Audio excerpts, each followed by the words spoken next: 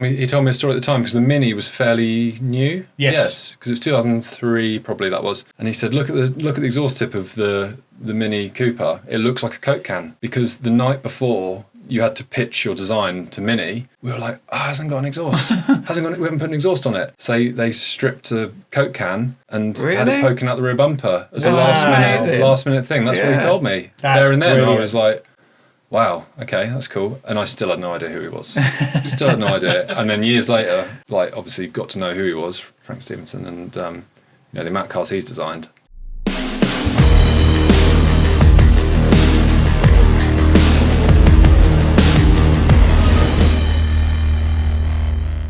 Okay. If you swear, please do. Okay. But quietly. Just quietly, right? Yeah. This is gonna. I'm not gonna get the end of this, am I? No. These two have got to think, right? As a business owner, right? Not that I'm a business owner, but as a business owner, if your employees turned up and started not that you're my employees either, right? But if you started swearing and shouting while there's other people around, would you say something? Yeah, well, it's like customers and stuff. Yeah, it makes you feel better. Yeah. But I mean, it's a Sunday afternoon, and the only guy who was here was a guy with a towel. No, we don't know what he was doing. Yeah. He's having a shower, Barry. Yeah. But either way, no, please feel free to say virtually what you want. Right.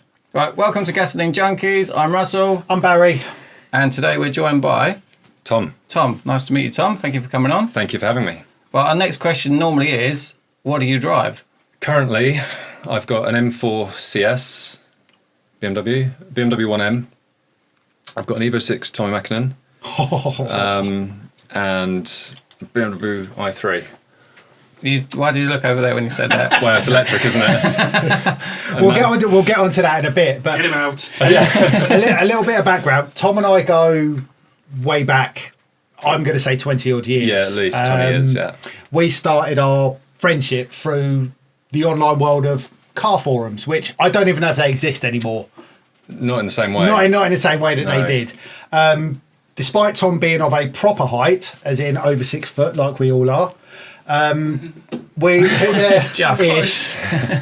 have a love for small French hot hatches. Yeah. So I think that leads very well on to telling us your car history. Yeah. Well, actually, my 106 Rally was sat in my garage waiting for me to pass my test when I was 17. So that was your first car? It was the first car I bought. I was not given, but I had the use of a 106 diesel. Right. Okay. And it was like 5-door, non-turbo, 1.5 non-turbo, 5-door. Had a sunroof in it, and as you probably know, you have a sunroof in a car, it makes the roof like super thick. Yeah.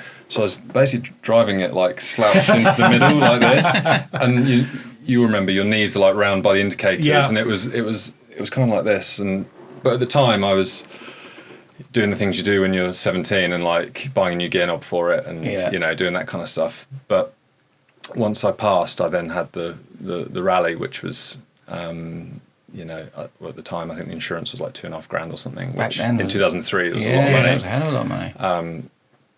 But you did whatever it took to own that car, right, and drive that car. It was like Absolutely. It was a non-negotiable thing. You had to have the car you wanted in a way, And if I remember right, it was a phase 1, wasn't it? It's phase 1. It was white. Yeah. Back in the day when Auto Trader, I think it was on the website, but it was like the one picture and some text.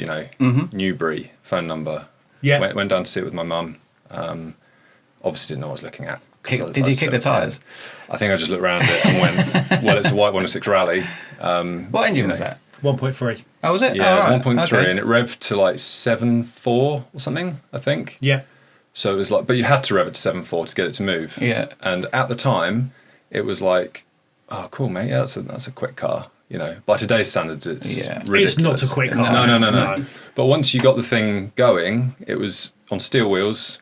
It was very nimble, big sidewalls. So the car, you were driving the car. You could get in a like rhythm with it, and it was an enormous amount of fun. and probably fast enough for a 17-year-old. Yes. Like Yeah, 103 absolutely. horsepower, Yeah. and then the phase 2 was like 106, I think, something like that. Yeah. And then you had the GTI, didn't you? Yeah, was which like I had, 120, I think. Yeah, 120. I mean, those numbers, that's like what you add now, isn't it, from a remap? Absolutely, yeah.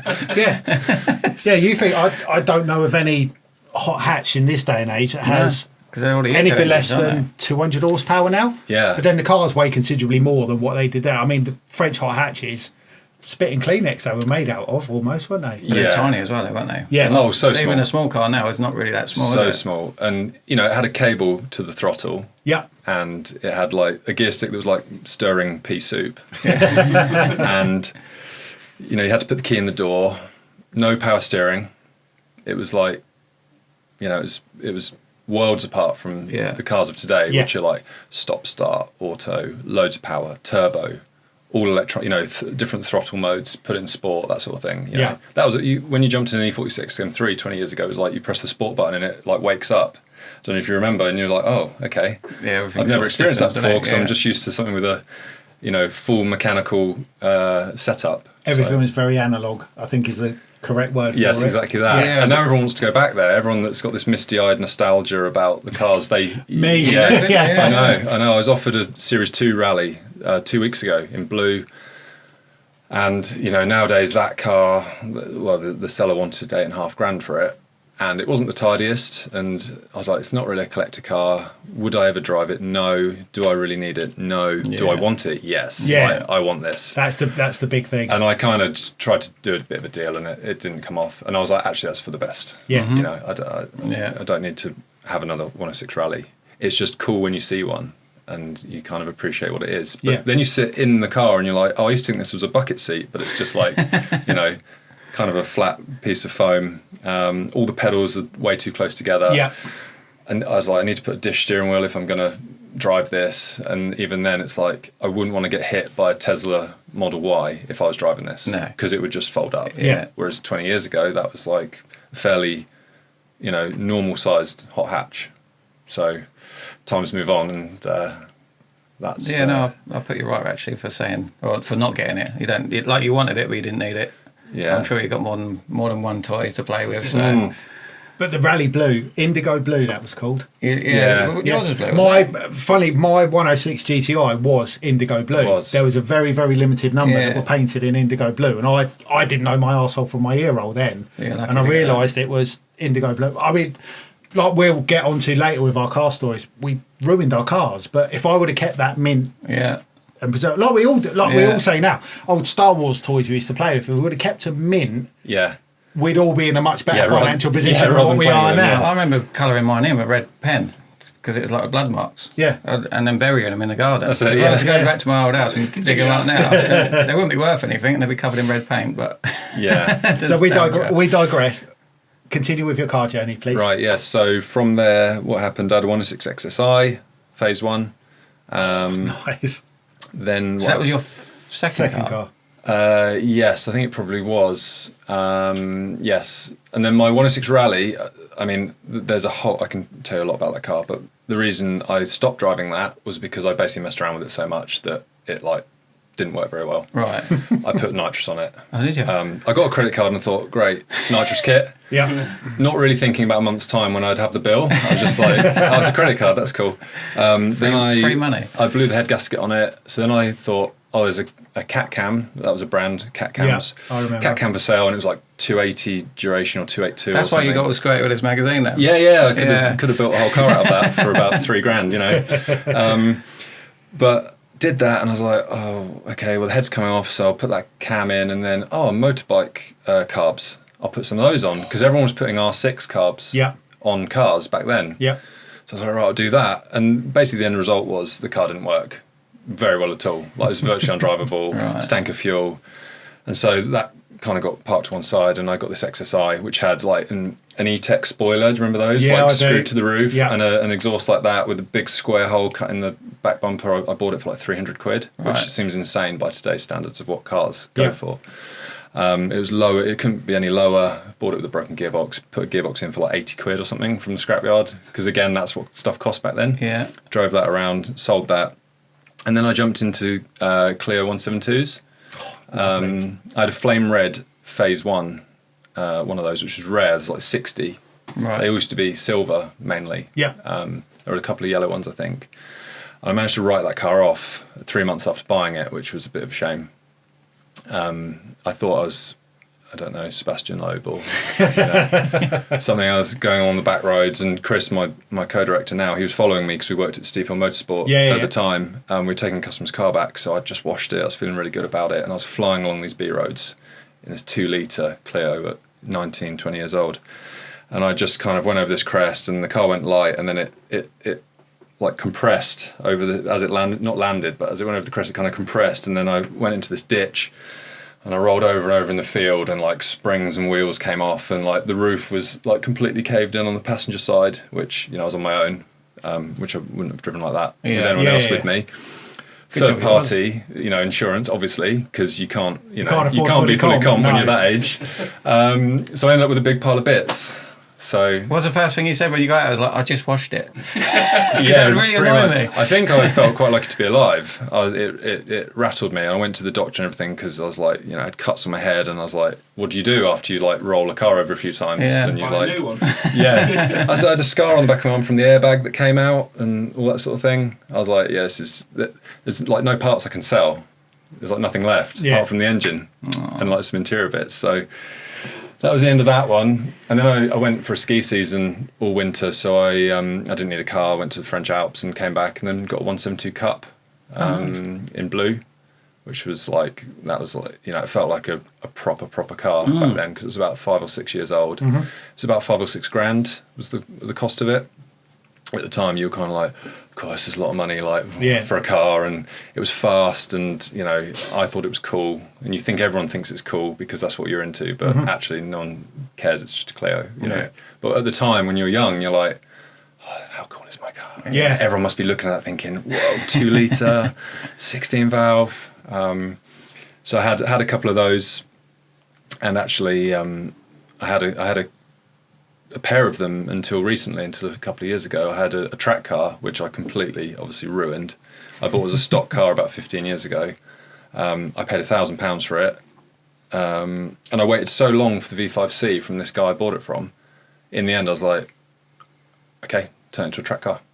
So I like cut all the brackets out of it, took the seats out, bought a roll cage, coilovers, whatever. I mean, fast forward to when I sold it last year, if I'd kept that as a stock car, it'd be worth quite a bit of money. Yeah. But I had a lot of fun in it. Had a gripper LSD in it, and no real power upgrades, just like anti-roll bar, suspension, brakes, roll cage, you know, safety equipment. Yeah. And it would make much more powerful cars look silly, especially in the wet, because the momentum you can carry around bends in a car like that, so nimble, is a lot different to someone that is trying to tame like a, I don't know, say a Mustang or something like that on track, or a BMW, perhaps not familiar with the way it performs in the wet. Yeah. This Clio is just like buzzing around the track, but in the dry, you're just getting left for dead. And I had a really mint one at the same time. This was about 3-4 years ago I bought it. And I thought it was almost like the 106 Rally situation last month. I was like, yeah, need a 172 Cup, a nice one, that'd be great. And then you get in it and realise it's really uncomfortable, totally impractical. Yeah. So I kept that for a couple of years, and that went to a new home. There was a chap over near Oxford, and he showed me a picture. He's got a barn with like 7 or 8 of them. He's just been buying them up and kind of leaving them there. Oh wow! Because they are limited. The 172 Cup was was it homologation? I'm not sure, but it was very limited edition, and I guess they will hold their value in the future. Yeah. And they will rise exponentially one day. Most things do, though, don't they? Yeah. Well, that's the thing. The value of the pound is forever depleting. So actually, you know, it's like £5,000 isn't £5,000 anymore, is it? No. The same way 20 isn't 20. No. Like, what performance car can you get? You know, it's relatively new for less than 20 grand nowadays. There's not many. Nope. And you know, even the old E46 M3s, which were swapping hands for 5-6 grand 12 or 13 years ago, are now, you know, 18, 20 grand. Yeah. You know? Yeah. So it's kind of all relative. People like to think of these things as investments, don't they? But truth be told, it's kind of, you have to do a bit of man maths, a bit of creative accounting, don't you, for them to be investments. I think for that to work, you need somewhere to put it and store it and just forget about it. and then bring it back 10 years later, and then you might. But then if you're paying for storage, That's are you right. actually going to make anything? It's one of those. Isn't Yeah, it, and you really? want it insured, don't you? And then, if you have a gap in the history, then is it going to be valuable? Like, I've seen people that do, less than 100 miles a year in a car, but they have it serviced every year, regardless. Yeah. Because they love it. But no, you do need to put them away and forget about them. Otherwise, yeah. But then what's the fun in that? So, Exactly. Yeah, exactly. If we'd all done that Exactly. with the cars we've had in the past, we'd all be in a much better situation than what we are now. Yeah, definitely. You have no fun stories, though. No, you wouldn't. Exactly. No, exactly. You would be really, really bored. Yeah. So before we get on to the selection of questions, can you tell us about what you do for a living? Yeah, so myself and my co-director Chris have a performance car sales business called AT Performance Cars, based over near Aylesbury. That's been going 10 years. We've also got a detailing PPF studio called Lava Studios. So we're Gion certified or Gion accredited detailing studio for ceramic coatings, and we do paint protection film. And then we've got kind of a road trip event space monthly meetup brand, which is Clubhouse, which I was talking to you guys before a little bit. So have a bit of fun with that. So all of our community and customers, we kind of bring them all together, and it's a really good way to like keep everyone involved and engaged. And the events are kind of invite only. If you're in the community, then you can come, because 10 years or so ago I used to organise meets at a local pub, and in the end it got to like 200 cars, and at the beginning of that you're like, oh, this is so cool, like got all these people down here, and then all the misbehaviour starts happening, like the burnouts and like motorbikes doing wheelies, and like the event are like the People swearing in front of your customers. Yeah, exactly. That's an in-house joke that these won't get. The venue are like, this needs to stop, and I'm like, yeah, you're telling me, this is not my vibe at all. Like, it's not cool. So we're like, we've got a mezzanine in our detailing unit where we do a bit of car storage as well. So there's some cars kind of at a high level. Let's spend some money, build this event space. We can do events most of the year round, have amazing coffee, great food, good people, and kind of curating the event that I'd like to go to myself in many ways. Very cool. So yeah, sorry, I've gone off on a bit of a tangent there. No, That's perfect. But we did a trip to Wales in the spring, which was amazing. Took 10 clients. And so did you do what's the road that you do from Wales? You go from the top and all the way down. Is that right? In Wales? Yeah. That's Scotland. No, there's one in Wales as well. Cause, is interesting.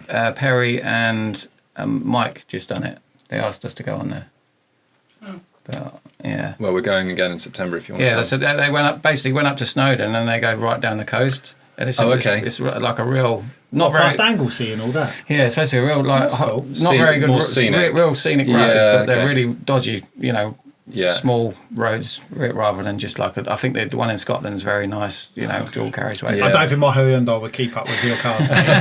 I'll politely decline. I don't want to be made a fool of. Mine won't make it to Wales. So Yeah, we kind of do the more. We do a mixture of a bit of sightseeing and taking people to some cool spots they might have never seen or heard of, and then like the spirited driving as well.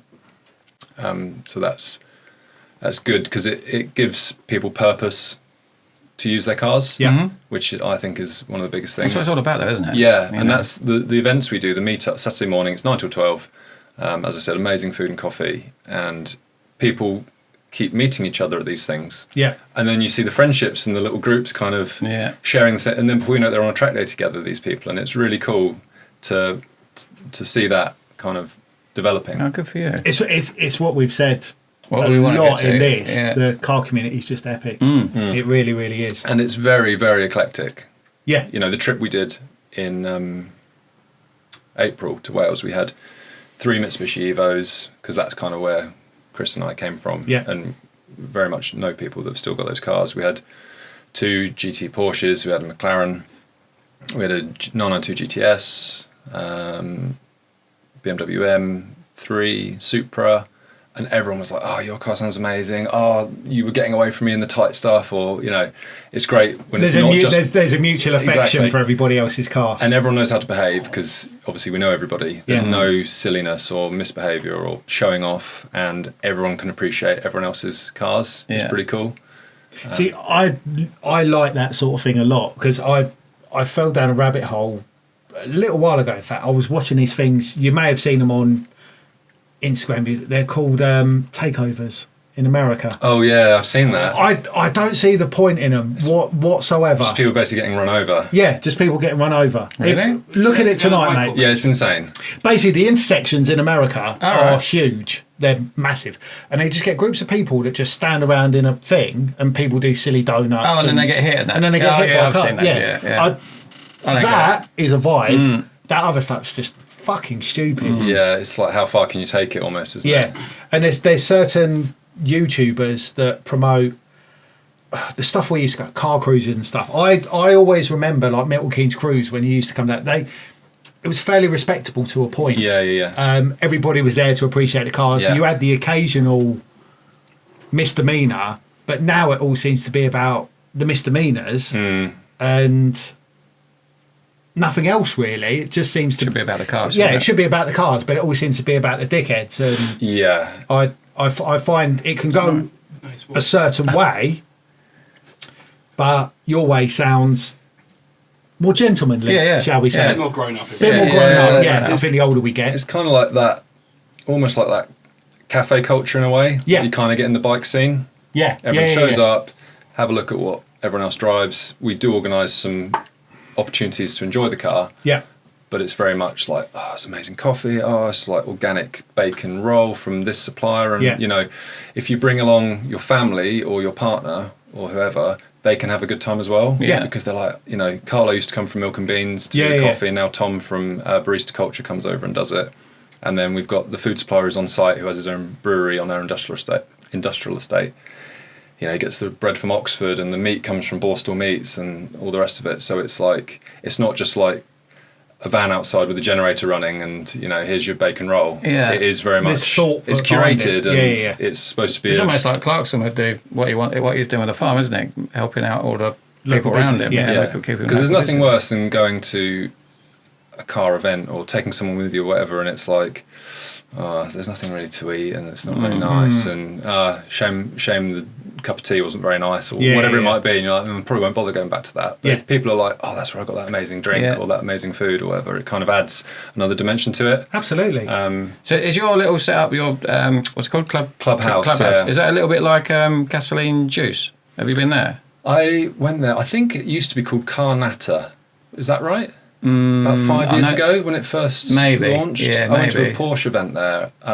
But I see Gasoline Juice online and I think that looks a lot like Car Natter. Right, okay. And I'm sure that, so the answer to your question I think is yes. It's a bit similar to that. But yes. Because I've always said that people that go to car shows and car meets, they just want to go there, look at some cool cars and buy something, whether it's a t-shirt or a burger or a cup of tea. They just want to go there, look at some cars, spend some money, have a chat and then go home. Yes, that's essentially it because you can finish at midday and you've still got the whole weekend. Yeah. That's how I very much see it as well because I have other stuff to do as well. So it's like, cool, we can do that segment of the weekend and then go and, you know, live our lives that are, you know, you do at the weekend. Absolutely. I think we sort of cut you short on the cars you've owned, didn't we? Yeah, so let's... Oh, we did I? I do apologise. I think you only got to like a racing Clio. Yeah, I need to try and remember them. I had a Subaru Legacy, like a real old winter beater for like one winter. That was pretty fun. It was like £800 with like STI Impreza wheels on it, you know. Brilliant. But where did we go from there? Oh my God, it's so difficult to remember. Maybe I'll come.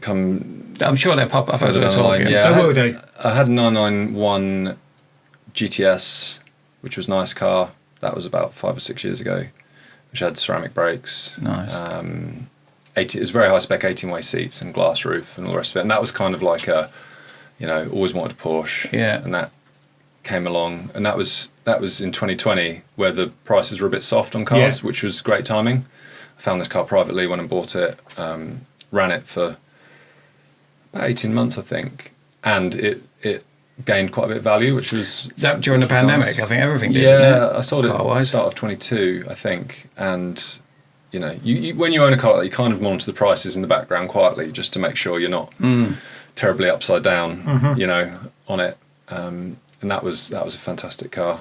Do you, being during the motor trade, do you find it difficult buying cars for yourself? Yes. Because you know that there's ruined money in it. Yeah. It's basically ruined it. Yeah. I was thinking this. I was giving a bit of thought to the conversation today, and I've just sold my 991.1 GT3.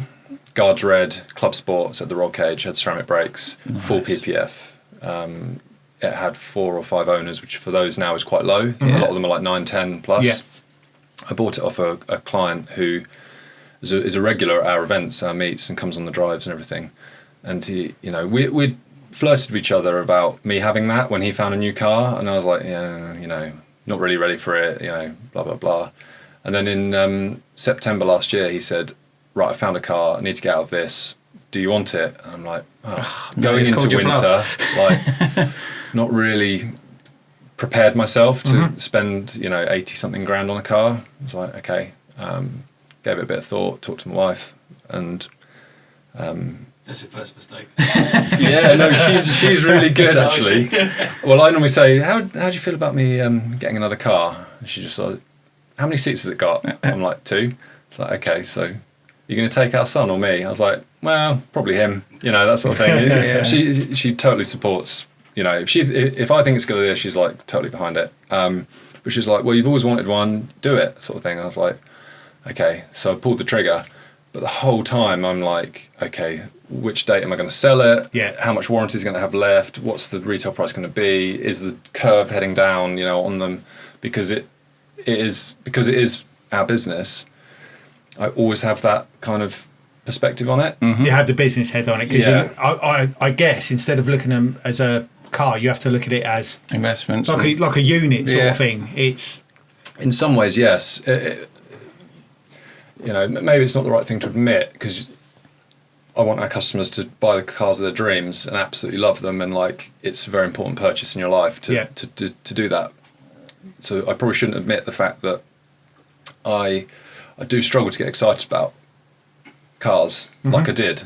Like the 106 days, you couldn't tear me away from it. No. Could not. Like every moment of my life was, which mod am I going to do? Where am I going to drive it? Who can I go and pick up? When's the next show? All the rest of it. And when you like live it day in, day out, the thrill for me is like finding the next car. Yeah. It's like the 1M. I kind of was flirting with getting one of those for quite a while. Do you think a lot of that's to do with the fact that these cars that you buy now are pretty much done already? Like back in the day, like you said, you bought a car and then you'd go through your Max Power magazine and you'd pick your wheels, you'd pick your stereo, pick your like gear knobs and stuff like that. And there was a lot of fun in doing that. Where now it's all done. Every car already comes with nice wheels, nice stereos. I thought about that as well earlier. It's definitely a consideration because back then it's either a sporty car or it's not. Yeah. Now even your like A180 Mercs look like A35 AMGs. Yes. Yeah. And you can spec like a good stereo. Yeah. You know, they've got all these features and body-coloured bumpers, which do you remember you didn't have body-coloured bumpers? I think, or that took a bit of fun away from it. No, I think that's a very valid point as well. That the brands have done like before. You had a Merc, you had a 190 or something like that. The hot one was a 190 Cosworth. But the fact that but now you've got AMG line and you can buy AMG bits for your Merc. The same with Beamer, the same with I assume Ford and whatever. You can buy the sporty add-ons for your not so sporty cars. So you're kind of modding it from the factory. Yeah. In a sense, but almost those line levels have kind of ruined, or maybe not ruined, dulled down. Just took a bit of fun out of it. Dulled down you've got a run-of-the-mill car, and then your neighbour gets, fuck me, he's got an AMG. Yeah. You know, there's a middle ground for virtually everybody, I think. Yeah, it's definitely different to when, our 106 days, for example. That was, people would take the 106 Quicksilver. Yeah. Which is 1.4 and 70 horsepower, big wheels, kit, ice install in the boot, do all of that stuff, really make it their own. And you felt very invested in it. And it was like a sort of, not a reflection, but a projection of your tastes and your personality as well. Yeah. Whereas, I totally take your point that now they are the finished article. Yeah. And it's like I still love my Tommy Mackinnon. Like that's a car I probably wouldn't sell. I don't blame you, to be honest. But I also don't drive it. So then you end up in this quandary of like, if I don't drive it, what's the point? What else could I get that I might drive? So yeah, it's a tricky one. It's like when I walked into a workshop full of like agricultural equipment, I'd be like, oh my God, that's the coolest thing ever. Do you want to sit in it? Yeah. Like, show me the switches, like, or mountain bikes, do a lot of mountain biking. And if I see a new bit of tech there, I'm like, oh, that's so cool. Tell me more about it. Yeah. But when you know a lot of things inside out, when it comes to spec of cars, and I suppose the thing that spoils it is when we have cars pass through, maybe they're on sale or return for a client, or whether they're our own stock, and they're very high spec and someone spent a lot of money on it. You kind of go, that's amazing. You go and drive it, you get out of it and go, well, we can sell that. That's great. Fantastic car. So then it doesn't make you want to go and do it yourself. Yeah. Because then the next day you're jumping in a GTR to, get the wheels refurbished. So you have a taste of that. And then you jump in a 911 and have a taste of that. Makes it difficult. So when you jump in your BMW i3 to commute home in total silence, you're like, this is actually quite good. Yeah. Because I plug it in and it costs £4 to charge it up. So it sounds terrible. Like what I was looking at the other day, a 1993 Land Cruiser, like an FJ70. Yeah. There's one for sale in Bedford now for like 25k, and I was like, I could put my mountain bike rack on the back. Me and my son could like cruise around in it when he's a bit older. That'd be fun. Yeah. We could come bring it to like our events because it kind of ties in with the, unique, cool kind of angle of things. And actually, what I've come to realise, and I googled this recently, is in 2003 it felt like every drive was a spirited drive, right? Well, if you look at there's 25 million cars on the road, or there or thereabouts in 2003. There's now 35 million cars on the road. Is it? But not only that, everyone's standard driving seems to have dropped. And all the roads are completely destroyed. Yeah. Like they're all full of potholes, or they're like failed surface. Yeah. So you drive this GT3 I had. The Wales trip, don't get me wrong, left that on cloud nine. And everyone was buzzing because the exhaust I had sounded amazing. Everyone's like, oh, that sounds so good. And there's loads of WhatsApp chat going on. And I was like, this is the purpose for that car. Yeah. But I have commitments with family, mountain biking, business, whatever. So those trips are few and far between. So actually you realise that you can't drive it fast anywhere. You're petrified of smashing a wheel on a pothole because they're 20 inches, or damaging a tyre that are like £370 each or whatever they are. So then it kind of takes the fun out of it. And then you're like, oh, okay, so what do I drive now? And that's when the Land Cruiser idea came in, because I was like, oh, I could potter about in that, and we could fit some different wheels or some chrome bits, or do this or do that. And I suppose that's kind of... Again, that goes back to what I said a minute ago. Obviously, doing those little bits gives you a little bit of passion back in, and a bit of pride. You can make it more you. Yeah. Definitely. I'm doing that with my Tommy Mackinnon. That's 25 years old. The insulation under the bonnet is like all floppy, so buying you one of those, but they're a lot of money. And headlights are all yellow, so new headlights, you can basically restore them. And that's what everyone's into now. The Evos and the Subarus and Nissan GTRs. People are spending 100k, like bringing those back to near perfect. Yeah, because they are worth 160 or 200 for the right one. And that is kind of that is crazy. Are you talking about like the R32s, 33s, 34s? 34s. Yeah, they've gone mental. Yes, they've gone absolutely mental. Yeah, it's the influence of the US market. Yeah, so they can import them at 25 years, or that they've been like hoarding them. There's a what they're called hot something imports in, I think it's Florida. They've got barns and barns full of them that have come from Japan and the UK and Europe, and they're just waiting. So they can't have them until they're 25 years old? Top rank importers, they're called. Yeah, you can register them at 25 years. Right. But now there's this new thing, Trump's put these tariffs in, so there's like all kinds of impacts on the markets, I think. No one's really sure, or the last thing I listened to, no one's really sure what it meant. Yeah. Whether your 200 grand car is now 240 or... Yeah. So everyone's got the flavour for these Gran Turismo cars. Yeah. And you know what? You jump in an Evo 6 and it's a direct manual transmission. There is a cable attached to the throttle. The differentials are mechanical, and it's got a turbo, and it makes whooshes and pops, and you're like, it's this visceral feeling from driving a car. Yeah. And it's only 300 horsepower. Yeah. And it's like driving a tin can with a turbo. That's what it is. Like, you can hear everything, you can feel it all. It's really, really good. Sorry. So I'm going to ask now, because that was a very, very eclectic thing. But what's next? Is there a car on your radar that is next? 992 GT3, Club Sport. Oh. But again, it's like, it's all in my head. It's something to work towards. Yeah. In a way, I know. Once I own it, and if I ever get all the baby stuff out of our garage, it could go in there. Once I own it, I need to then find ways to use it. Yeah. Maybe a Porsche night or a Porsche club meet or whatever. So the reality of owning it maybe won't live up to my thoughts on it, but when you like are lusting after them online, and you're like, oh, look at that colour combination, look at that spec, oh, it's full PPF, oh, it's only that on, if you put it through a finance deal, it's only that a month. Then it doesn't stop me wanting one, in terms of the actual reality of owning it, because it is the bit leading up to the purchase. In my mind, is one of the best bits. Finding the car. The hunting. Trying to afford it and making it work, and whatever factors are at play. That is, I think, one of the best bits of car ownership is everything up to owning it. I'm going to caveat it as well, because you're in the motor trade. Have you had a favourite car in the last 10 years that you've sold? Have you had one come through your dealership and gone, fuck me, I wish we still had that? That is a good question. That is a very good question. Yes, I probably have. I mean, and this car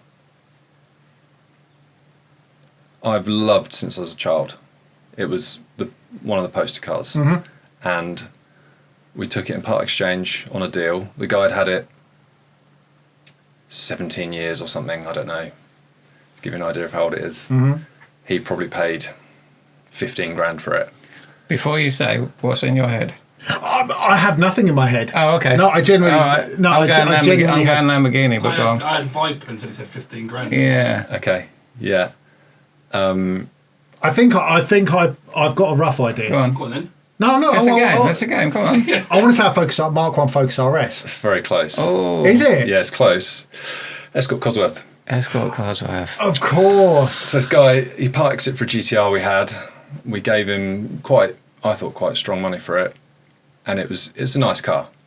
But I made the mistake of driving it, and the vision in your head of what that car's going to drive like is not like a mildly tuned Escort Cosworth by today's standards. Right. So, for example, exactly. Like the Evo 6 Tommy Mackinnon versus that, well, you'd just be gone down the road in the Evo. And, the controls were kind of, maybe it needed a few mods to kind of bring it up to somewhere, but just the steering and the controls and the way it turned and kind of moved and the throttle response. It was a big turbo, so there's no throttle. It was like lag, off you go. But that makes the character of what it is, of course. But I expected it to be like, like you see on the TV, Malcolm Wilson or like Oriel or whoever, handbrake turning on a mountain pass and like just dropping the clutch and off you go. You thought it'd be like that in a way. And it wasn't. And it wasn't. So I did a video on that car. You did. Now you've said this. it. I remember that was within the last couple of years. Yeah, wasn't it? Yeah. We kind of go through these phases of putting out some YouTube content for anyone that wants to, Well, you think I'll do that and see if anyone watches it. But, I'll link your YouTube channel. So I'm gonna diverse it if I may. You can do what you want.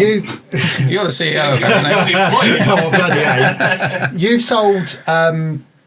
You've had James Pearman's Liberty Walk McLaren correct, yeah. in there. How much difficult was that to sell as being a one-off car in comparison to other stuff that you've had in? Just talking about the whole modding scene and making it personal. Yeah. I just remember, like, if you go back through the max powers and everything, you'd mod it and somebody go, oh, that's great. And then they'd buy it and then they'd add something else to it to enhance it. But in this day and age, James Pearman, again, he's a good mate.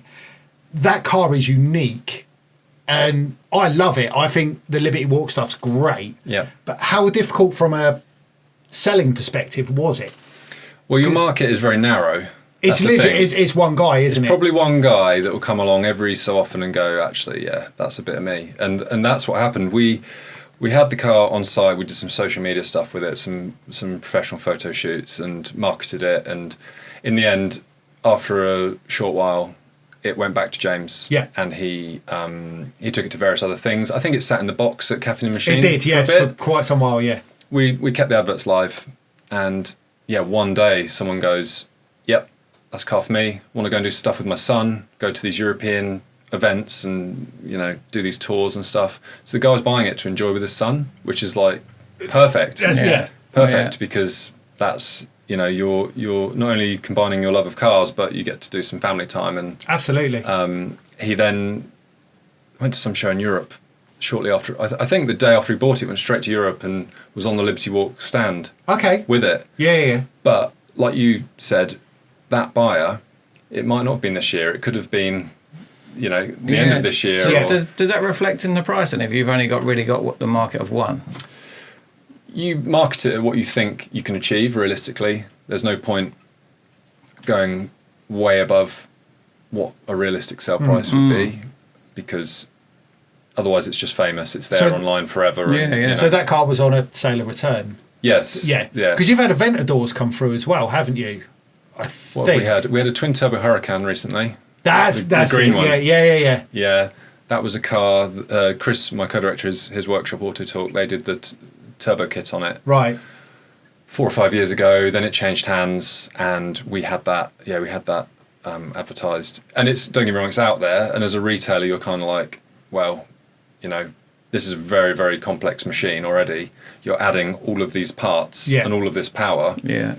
You have to give your customers some consumer rights and, you know, stand by the car, as is the law. So you kind of go, well, So give it a go. With a twin turbo kit on that, was that pushing 3-figure horsepower, or That did it have the potential for it? Yeah, that was that on the right fuel. That would be 1,000 horsepower, and it was rear-wheel drive. Yeah.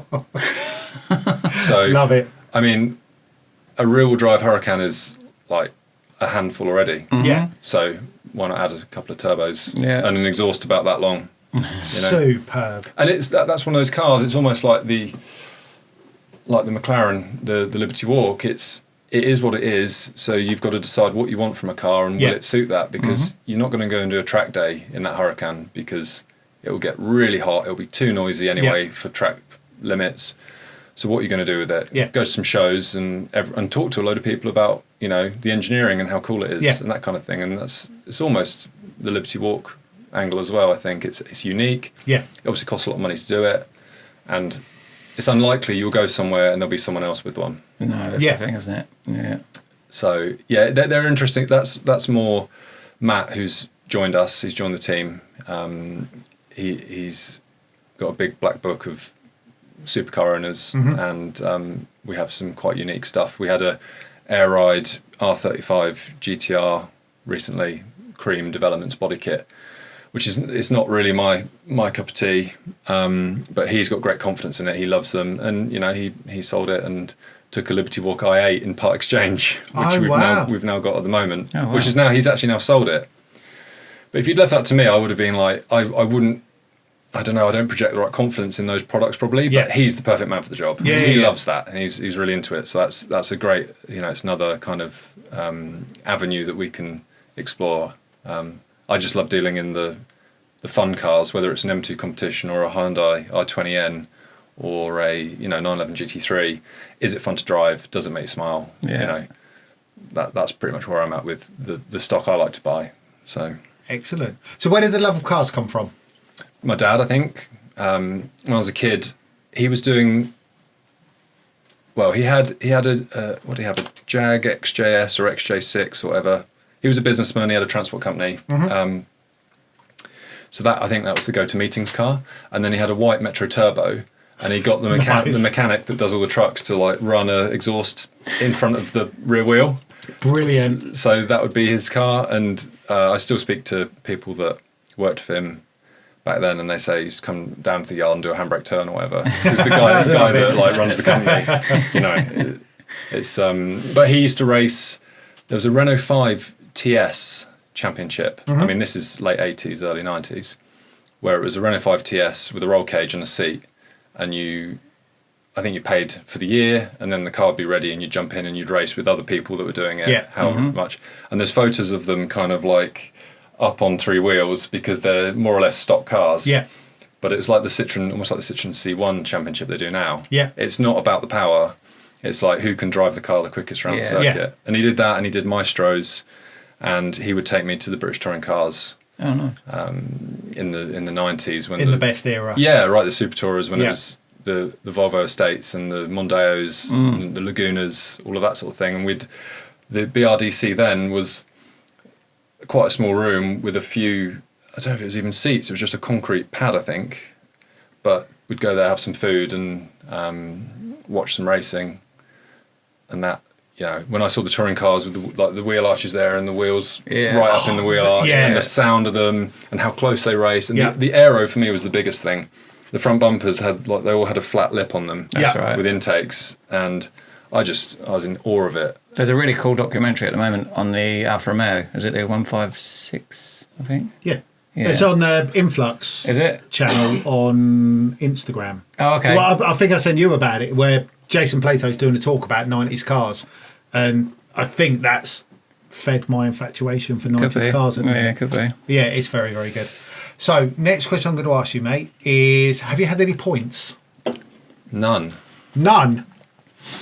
Yeah, there's enough wood in here to touch. Yeah, I've had two. Touch it too well. I've had two speed awareness courses. 10 years apart in SP30s, which obviously not paying attention and doing 34 and a 30 or whatever it was, or 35, but no points as yet. Oh, good for you. Very good. Yeah, which is a surprise because I've done my fair share of. I was going to say the amount of sports cars that you've probably drove over the years. Enthusiast driving, I was thinking about this earlier, and you'll probably remember this. Producers, do you remember those? Yeah, I remember that, yeah. When I was 17, 18, I got pulled over 4 or 5 times. Blue lights. Just produce your documents. Yeah, your exhaust is a bit loud. You need to go down the station. Wasn't it? Yeah. You need to go down the station and prove you've got MOT, insurance, and the logbook. But they just pull you over for virtually no reason. Yeah. I put harnesses in my 106 Rally, so they couldn't see the seatbelt, so they pulled me over. I had exactly the same in my 106. But now I can drive around with no number plates and not get pulled over. Like sometimes I jump in a car, maybe tread plates in the bag or something, no number plates on the car because we've prepped it, machine polished it, you know, and I can get somewhere and go, there's no number plates in this car.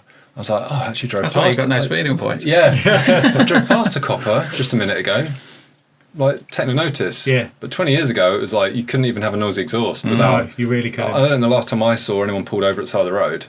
I haven't seen that in a long time. I can't remember the last time I having in Milton Keynes, I see it a lot on the M6 toll, believe it or not. Do you? Yeah. I mean, that's the bit where you go quick. That's the bit where you go.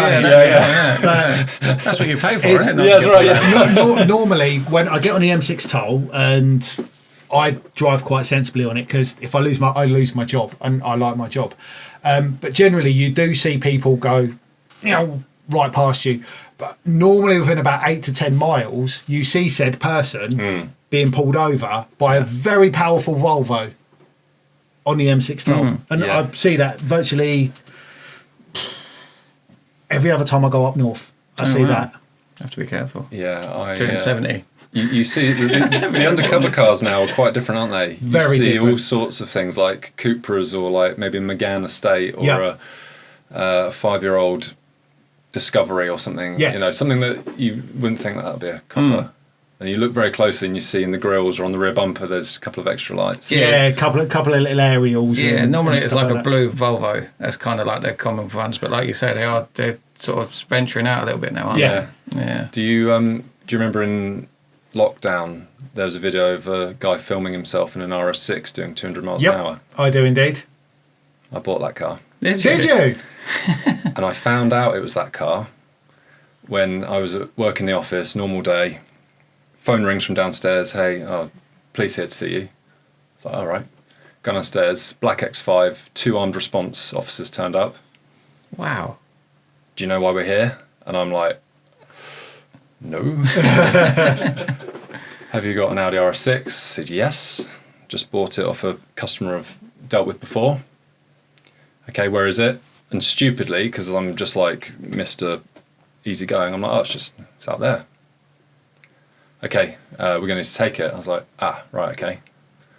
I can't tell you why, but we're taking the car. I was like, all right. And I spoke to someone afterwards, and they're like, you should have said the keys aren't here or something, which you probably could have done. Mm-hmm. But that car went on holiday for 6 months with the police and couldn't get it back. Oh, wow. Because they needed it for forensic. I guess they were going into the car's electronics, or they were holding it as evidence, or I don't know.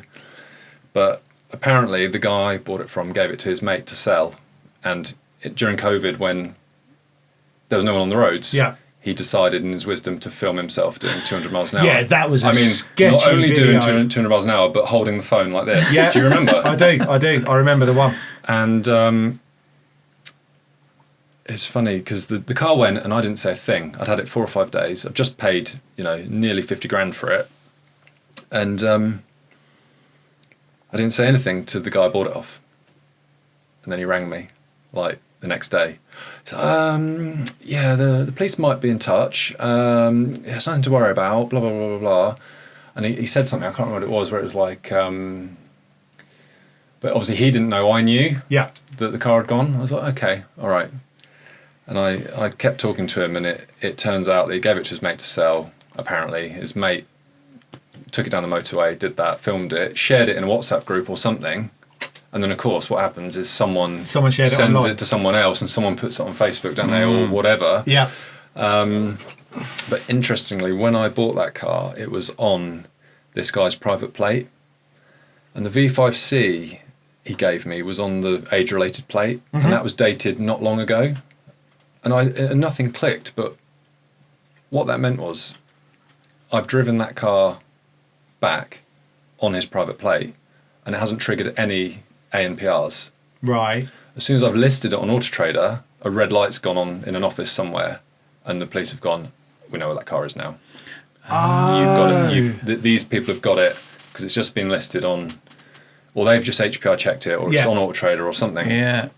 And so, they took that car off us for like 6 months, and I had to this police phone number. I had to ring it and ring it and ring it, and some days someone would pick up and they'd be, I'll ring you back, or any date I can have it. Yeah, not sure yet. And you're like, that's a lot of money to be sat in somebody else's property, isn't it? That was really bad.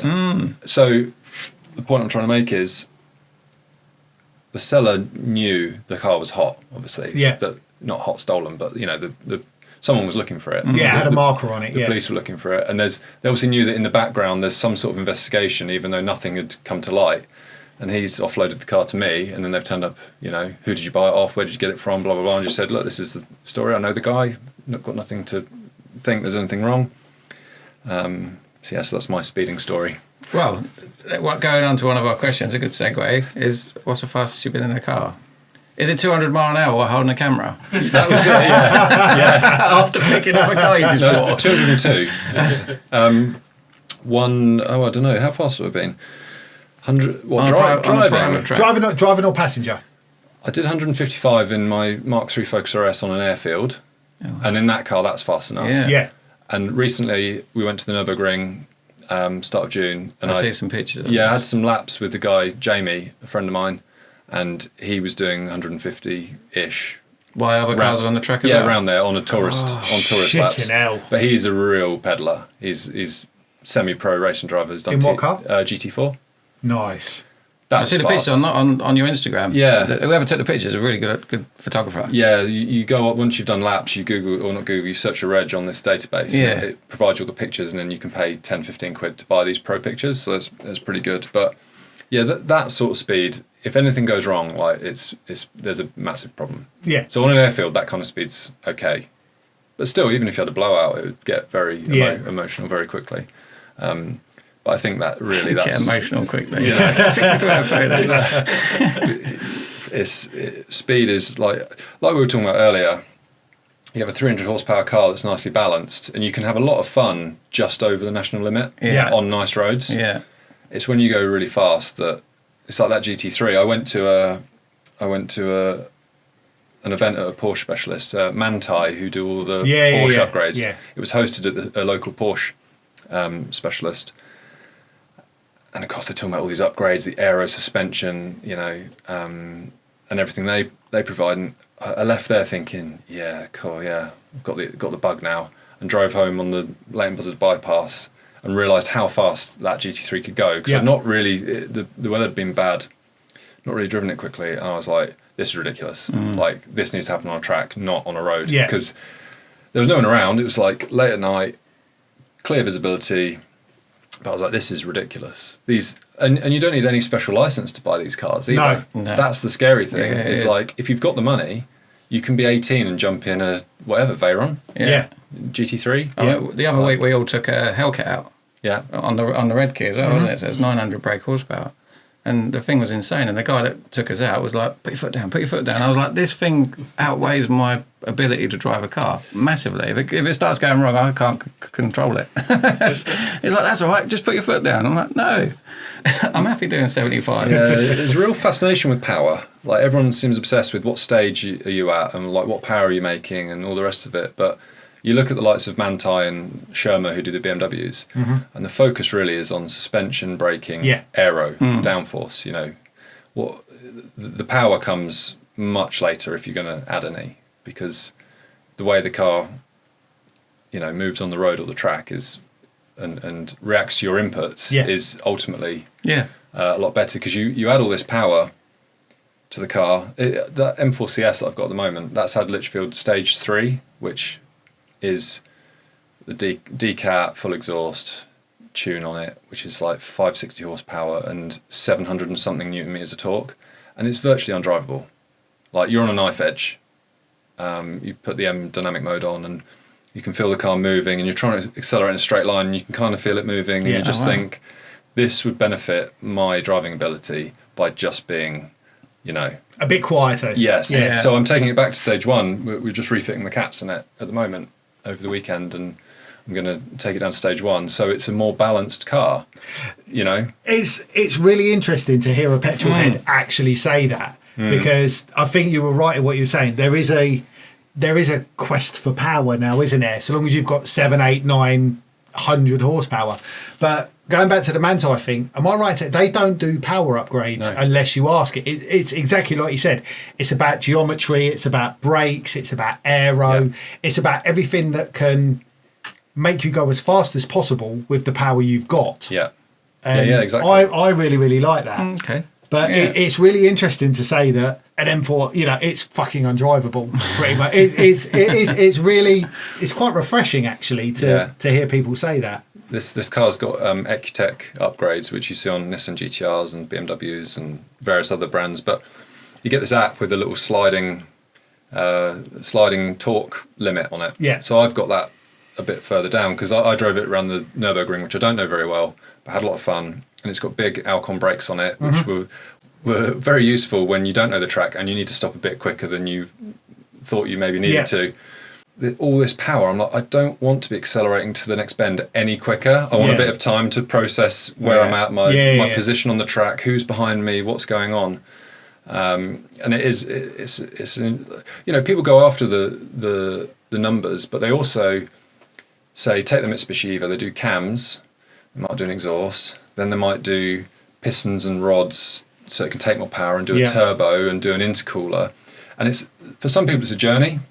Like, you have the car, you don't want to get rid of it, you don't want anything else. Yeah. So you're just going on that journey of taking it along and having more power.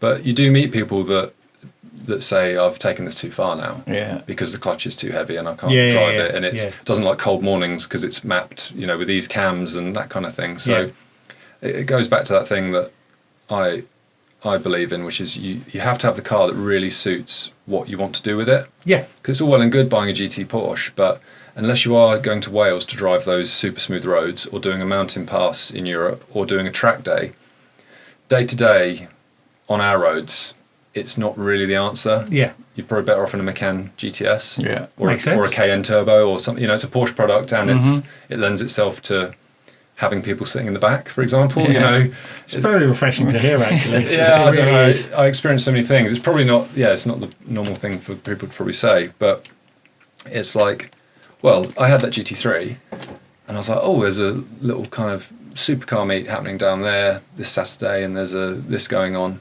So I might go to that. And my wife's like, oh, can you take our boy? And I'm like, well, no, I can't because he's in a rear-facing car seat still, so I can't go in that. She's like, oh, well, just go along in another car. I was like, I don't want to just go. Yeah. I want to use the car. Yeah. I don't want to go and particularly look at other people's cars that much. I'd rather take him on his balance bike and go and do that. You know? Yeah. So then I've got this car I can't use because the three of us can't go anywhere. I can't just take him in it. And, you know, the roads are bad. And I was like, oh, right, okay. So then it sits on the driveway and just look out the kitchen window at it going, that's nice. And that's kind of where you end up. Whereas the M4 CS now, we could all go somewhere. Yeah. And the Evo and like the 1M, we went to the charity day a couple of years ago in Milton Keynes, and you know, turn up in the 1M with a baby seat in the back, and it's something you could do together. Yeah. So that's like, you know, you've really got to buy the car that suits your requirements. in life. Absolutely.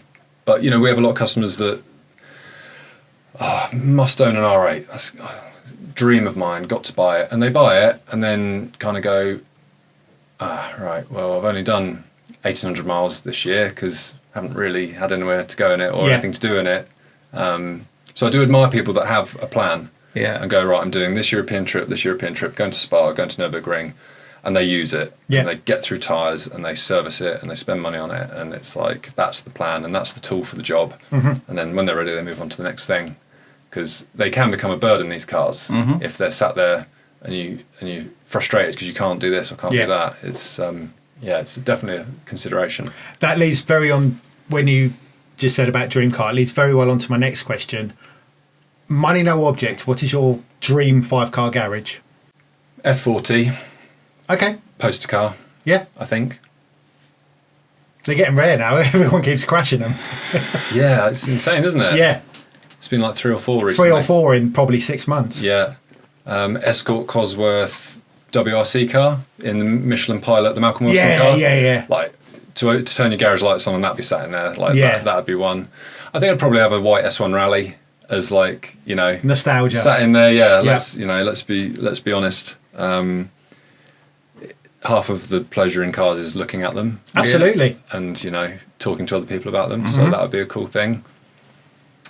I think maybe one of the 993 GT1. Was it GT1? I can't remember, with the big air intakes on the rear wing. Yeah. That would be, you know, I love Porsche. I love the brand. That would be up there. And I suppose I'd want a car that I could actually use because all of those cars are kind of ornaments. Yeah. Fancy ornaments. So it'd probably be 992 GT3 RS with the Manti package on it. Cool. Which is like 100k, I think. Yeah. For the full package. Yeah. But the guys at the ring that are lapping in them, it's just insane. Yeah. And they're just like, to see a car that has that much money to begin with and then someone throw 100 grand at it is like, okay, that's a serious bit of kit. And then I'd probably, if it was money no object, I'd have someone tutoring me. Like, absolutely, completely That'd agree. be a must, wouldn't it, really? Yeah. On how to actually drive the thing. Yeah, I completely agree. You'd probably have to build up to that, but at least that's a car you could drive. Yeah. Is that 5? Yeah, that was 5. That was 5. 40, 106 Rally. Lovely garage. Yeah. It's nice to see that, like, the amount of people that actually throw in an old, you know, like your 106 Rally. Yeah. You know, I think Dave had an old Mini, didn't he?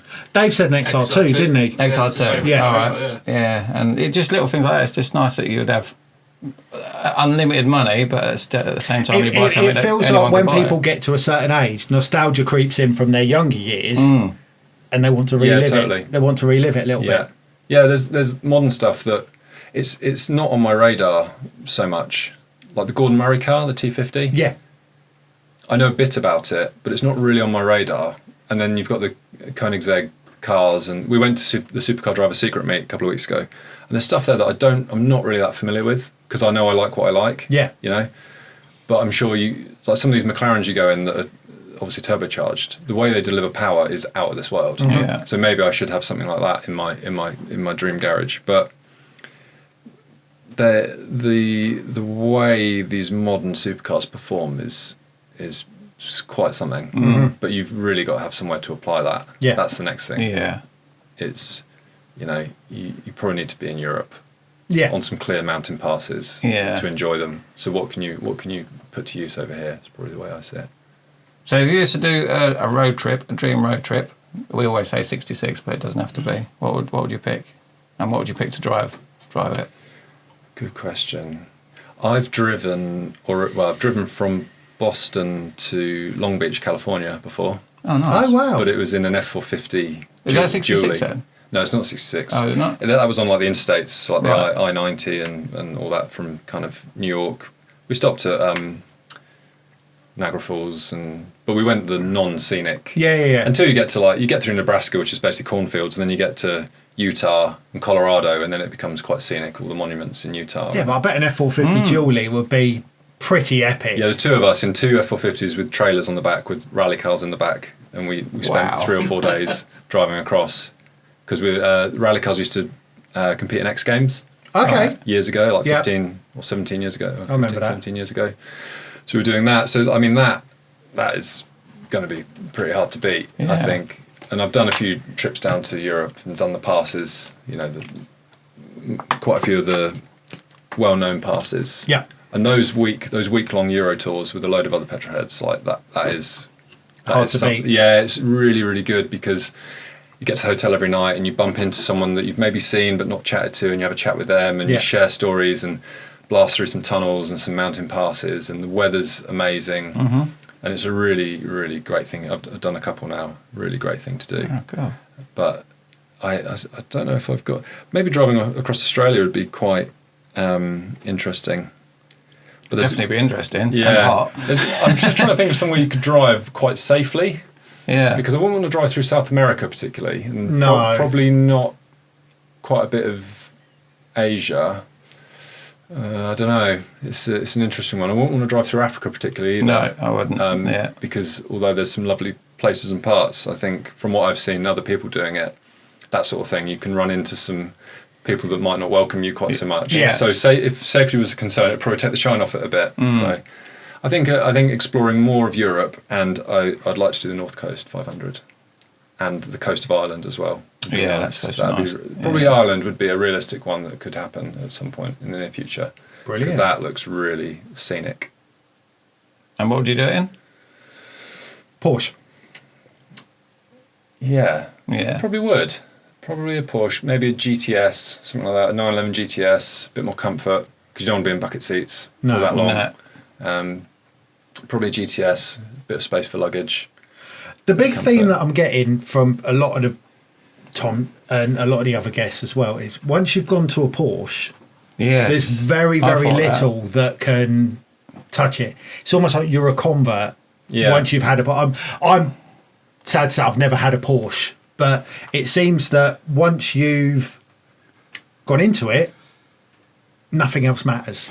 Yeah. I've had one, but it just sat in my drive for 10 years, so I can't really class it as I've had one. An ornament. Yeah, it's an ornament. They're a duck. They are good. They are really good. And for me, I don't fit in McLarens. I don't fit in R8s. Hurricanes, no. No, you do. I saw a video of you getting in one the other day. Yeah, maybe, yeah. You nearly snapped your neck, I think. Yeah, probably. Whereas I can fit in a Porsche, so... Yeah. But I've always loved Porsche products, and there's so many, like the 911, Targa, GTS, GT3. You are right GT2. there. Carrera 4. That is a Yeah. good, yeah. And they're pretty reliable, normally speaking. The warranty's cheap. It's £900 a year. Servicing every 2 years. Yeah. A lot of people say about the Porsche tax, though. They don't agree with that. Yeah, I get that. I took my GT3 for service while we're at the Nürburgring, actually, and that was oil filter, brake fluid, air filter, and that was 1,700 quid. If it needed plugs, that would have been 2.5 grand. Shit. 700 quid for plugs, 800 quid for plugs. Yeah. It's shit we used to do on our driveways, mate. With 106. That's nuts. But mine had the G. So the engines used to fail in those cars. They did a G series engine. It was E, then F, then G. Mine had the G series, and that was done 2 years ago. So the plugs were new then, because when they put the engine in, it's all the ancillaries, it's everything. Yeah. Whole new unit. So the lady on the phone was great. She's like, "Oh, it doesn't need plugs." So that, that's not $2,500 anymore. I was like, good. But then I've got a client's car. He's got a 992 GTS. Took that for his first service recently for him. Yeah. And he had oil filter, brake fluid, air filter, and it was 970. Okay. So how's it so different to my car? I don't know. Because mine's a 3, not an S. Yeah. Basically, because the oil can't be that much different. No. The filters, the brake fluid, but that's their pricing tariff. Yeah. So yes, there is that. So but the money that so if you get Porsche service history all the way through its life, and then, or not all the way through its life, but the whole time you had it, and then sell it, how much difference does it make from doing it that way to not going through the Porsche rock way and maybe doing it yourself, or maybe getting a specialist to do it rather you'll than... deter a lot of people if it hasn't got full Porsche service history. Will you? Yeah. But will the money outweigh the money you spend on the services though? The money you lose by doing it through a specialist or yourself, does that outweigh the money going to Porsche? Well, I think... I think that's a good question, actually. Yeah. Yeah, it is. So say like you keep it for 5 years and you get it serviced by a Porsche for the whole 5 years, and you're spending $2,500 every time you're getting it serviced. Yeah. To doing it yourself or getting a specialist to do it, and maybe I don't know what it's going to cost you. I don't know the difference. I totally get your point, but I think you will deter a big portion of the market if it's not full Porsche main dealer, because to have the Porsche warranty in place, which is a very good product, they want to see it's got full dealer service history. So you couldn't go and buy the car and then you probably could go and buy the car if the last service wasn't carried out at a main dealer. They might say we need to redo that service and then we'll put our warranty on it and do our 111 point check. Yeah. But the money that you spent over the 5 years, so say what's 5 years, what did you say, $2,500? Just like 12.5 grand. So would you lose 12.5 grand doing it the other way around? Well, just to be clear, the servicing is every 2 years. Oh, okay. And some are minor, some are major. Yeah. So one service might be £1,000, might be 1,800 quid, and then every 4 years it's probably $2,500. So you're only in 5 years you're only doing 2 services probably. Right. And if you average that out, say it does cost you £1,000 a year or thereabouts.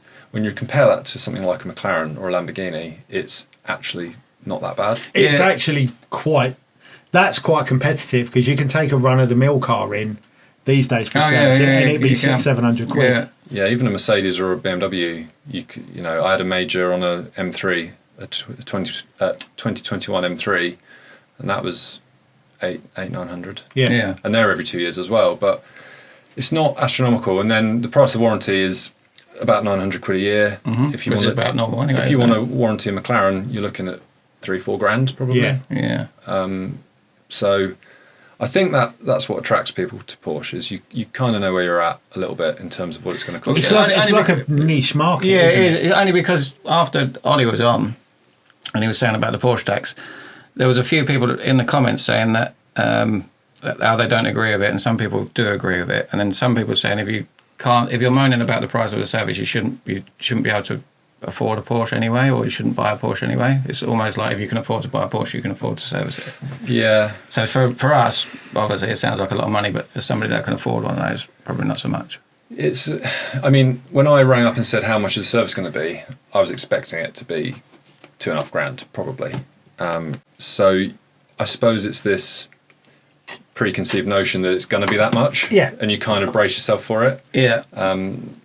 And from somebody in what you do for a living, it's way easier to sell one that's been full service history by Porsche than it is not. Yeah, exactly that. And, it kept the warranty intact. Yeah. And the new owner can now go and extend that. And I got it serviced. It was due in September, but I said I'll get it done so and I know the car's 100%. And it's a high-end brand, isn't it? Of course You're paying a lot of money for it initially, so you want to keep it at tip top. Yeah. Like an expensive Swiss watch, you pay X amount for it. When you take it in for a service, the bills are astronomical. Yeah. And it's a watch at the end of the day, but it is a precision piece of engineering. So you want to look after it and maintain it, because ultimately it will last a hell of a long time. However, if you need to buy parts, that's probably when we talk about Porsche tax. If you had a big failure, like I know Ollie did, and I know about his story and his bill and his quote, whatever, and the route he's taking now. But if you did need to go and buy parts for a GT3, Porsche tax, definitely. Yeah. Servicing, I think, is actually not unreasonable. But the car I owned, there's a bit of a story there, actually. The previous owner had a specialist come out to do brake fluid on the car and maybe fit pads, I'm not sure. They started offering this mobile service where rather than you taking half a day out of your busy, people are busy, we'll come to you. Right, fine, come do that. He got home and found that 2 of the front ceramic discs had been damaged on the edges. So either the caliper's fallen and hit or the wheels hit it, or that's bad news. That's very bad news. One of the centre locks was damaged, or maybe 2. The centre caps from the centre locks were damaged. And your brake fluid reservoir, which has got a cap, it's kind of got a flat top, that was all covered in brake fluid. Oh, right. So he's paid Porsche specialist to come and do this, a big name as well. And he rang them up, he said, what's going on here? And of course, whoever's in the office has no idea this has happened. Yeah. Right, pick the car up, don't worry. Okay, car goes away. And they fitted 2 new ceramic discs to the front, 4 new centre locks, 4 new centre caps, and I think they chucked in some brake pads, which are the Manti, which are 1,200 quid for front and rear pads. That bill must have nearly been 20k. Yeah. Oh wow. Because the discs are 7-8 grand a piece. Yeah. Those ceramic discs. Centre locks are £300 a piece. And when you're dealing with cars like that as a business in a workshop, you want some margin in it because when stuff does go wrong and you've got an in-house bill, maybe they went through their insurance, I don't know, but the parts are a lot of money. The GTS I took for a service, actually, he came on a Wales trip and he marked the front splitter on a stone wall or something. So I was like, don't worry, while it's with us, I'll get you a splitter. There's a piece of plastic like this, goes around the front, 540 quid, and it's black ABS. It's black ABS strip of plastic like this. God. And it was 4 screws and then just popped into the front bumper. Yeah. And I was like, well, that's how much it costs. Do you want one? I mean, it's not even that bad. Yeah. He's like, no, get one. I was like, okay. And you can't, when you're there with the parts guy and you're kind of like, yeah, cheers for my £540 piece of plastic. Bloody hell. So yeah, I mean, I'm waffling on now, but yes, the Porsche tax is a thing, and definitely GT products. There's, the parts are a lot of money. Yeah. Yeah. And can sometimes seem unreasonably expensive, for sure, yeah.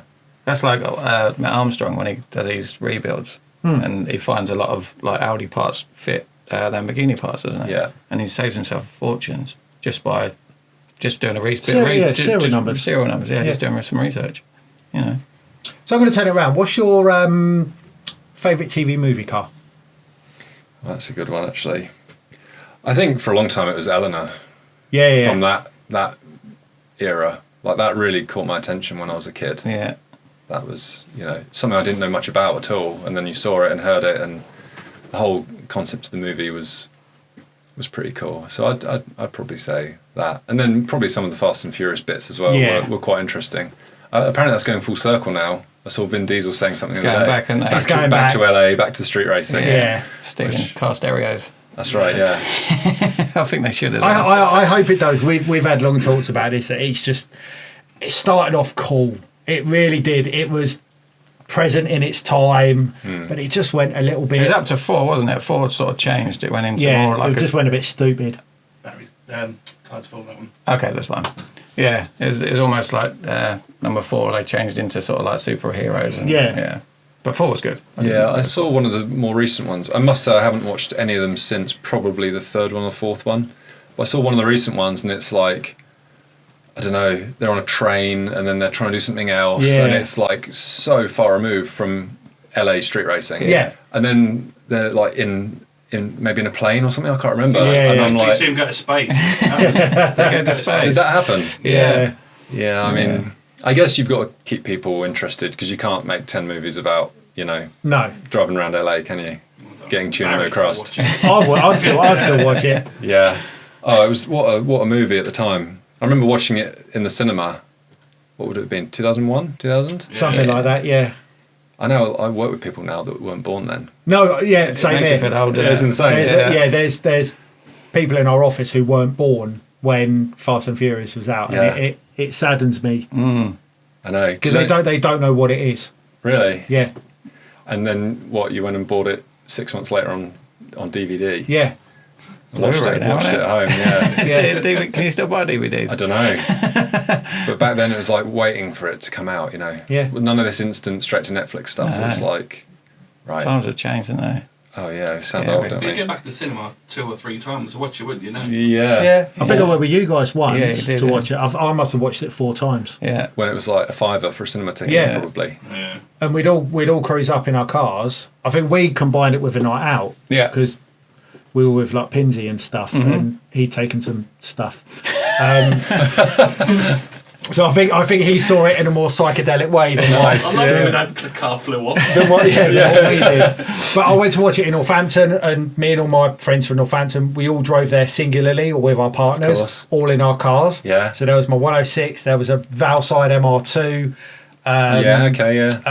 What was there? My mate Mark had a Corrado with a Venom kit on it and massive wheels. I can almost see the ride home being really eventful. It was. I'm sure one of us mounted a roundabout thinking that we were Paul Walker on the drive home. I think another mate had a oak green Mark II Golf 16 valve on BBS RSs. It was just, but we all pulled up. We all had loud exhausts, and it was like, are you part of the thing? Yeah. We're not. We're just lads who love our cars.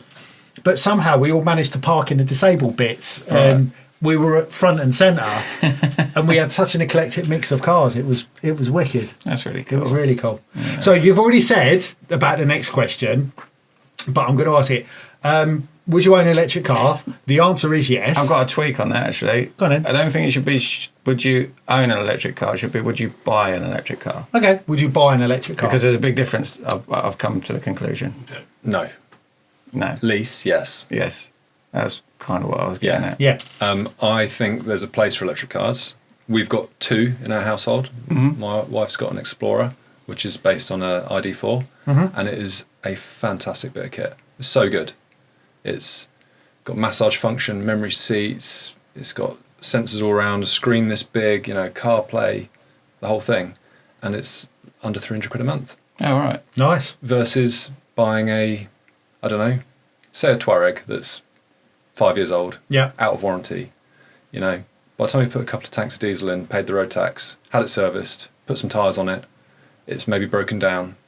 You can't motor for that money. Yeah. Like, it's very difficult. And then you've got to try and sell it at the end of it. And then you plug it in and it costs you £5-6. And it's got quite a good range. Yeah. There's definitely a place for electric cars, and there's a place in my life for an electric car, for sure, even though I love petrol cars. Yeah.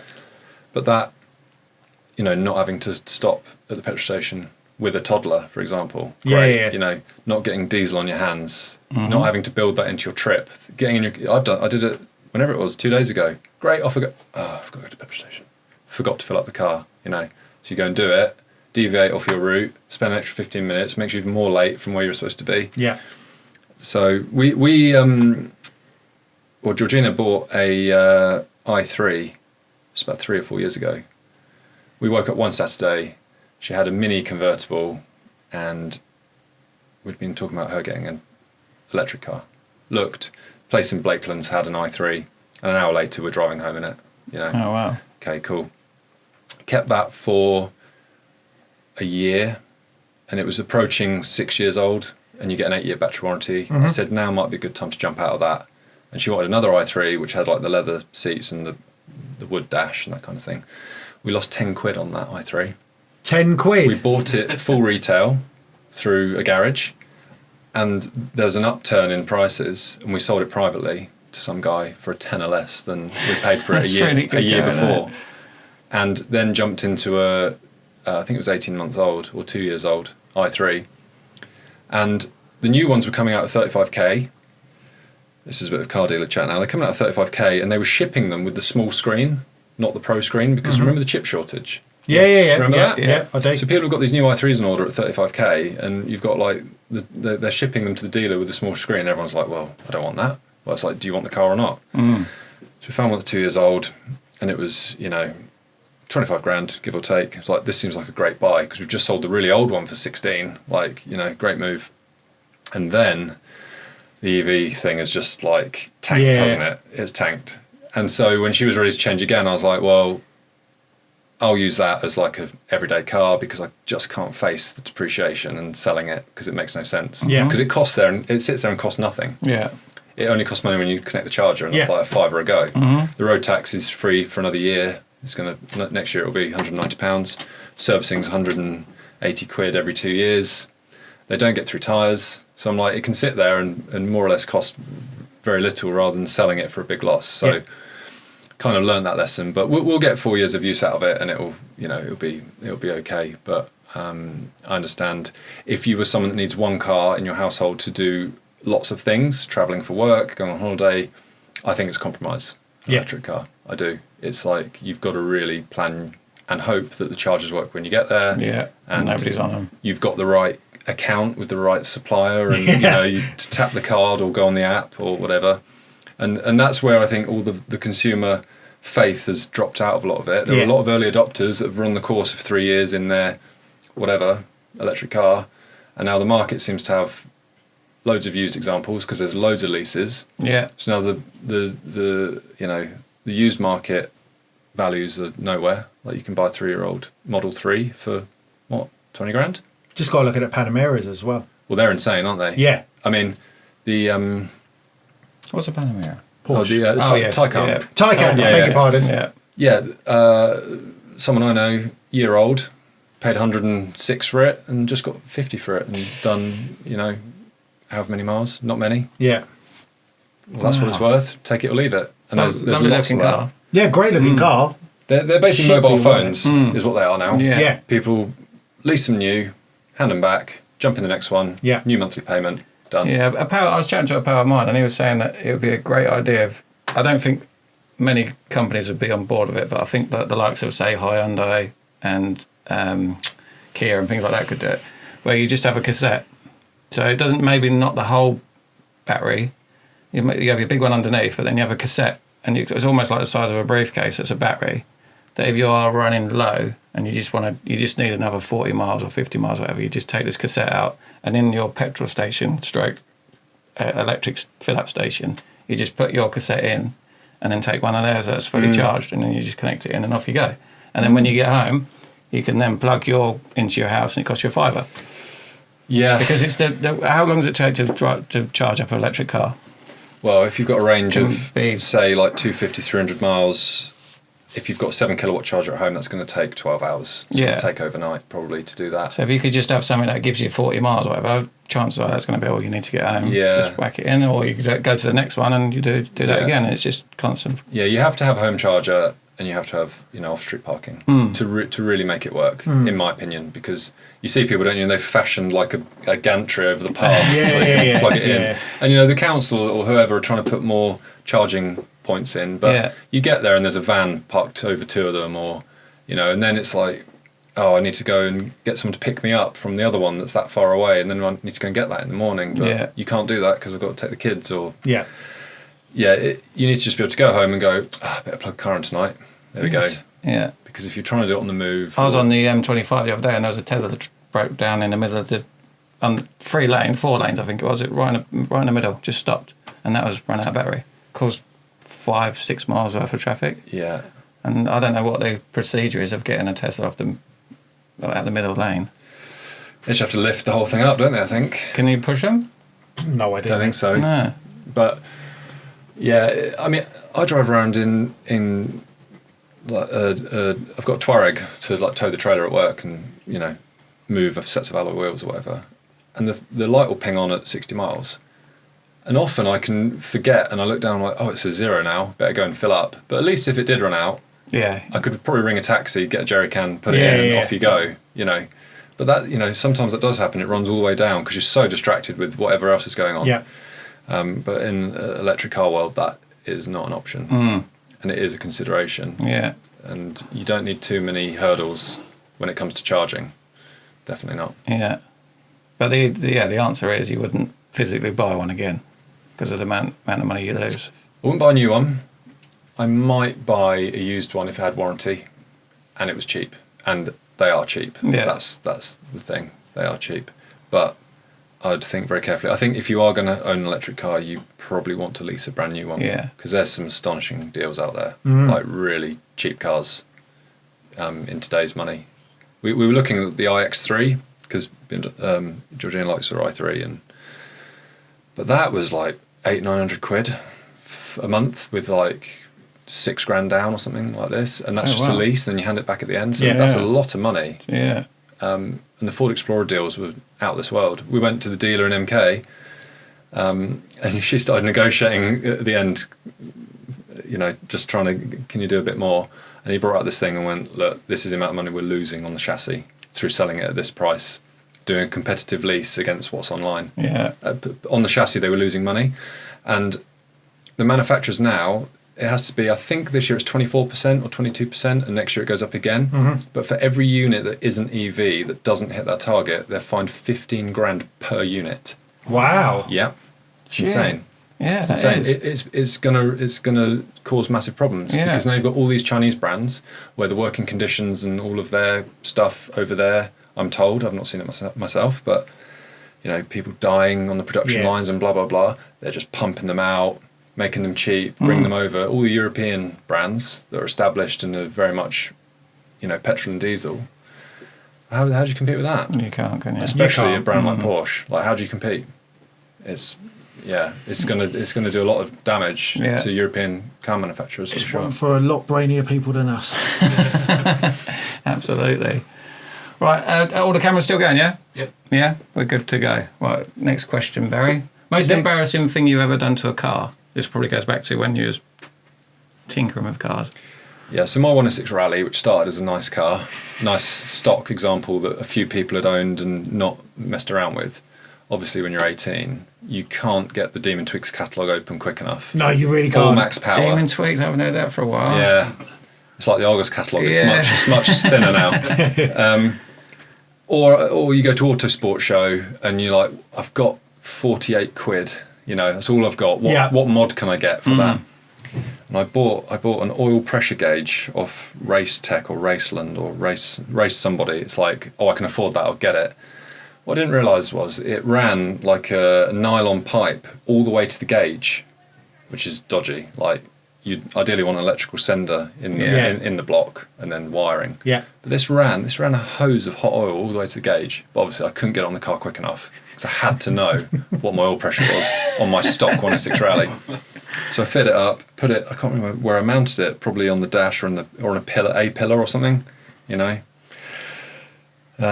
went behind my 4-branch manifold, which was wrapped in the heat wrap, into the front of the block. Probably put a couple of loose zip ties on it or something, being a kid, whatever. Driving around Aylesbury town centre, because that's what you did when you're 18, meeting your mates. Admiring your oil pressure. Yeah, just thinking, oil pressure's steady on my standard car. And I'm in Kingsbury Square, which anyone that knows Aylesbury will know. There's kind of a couple of bars and whatnot, and I've just pulled over to the side on the cobbles, and then black smoke's coming out from under the bonnet. You sparked a memory then. I remember you having a problem with exhaust wrap and fire. Yeah. So what happened is, where I've not secured this nylon pipe very well, it's just started moving. Maybe it's moved from, in the car, and it's just got closer until it's on the wrapped manifold.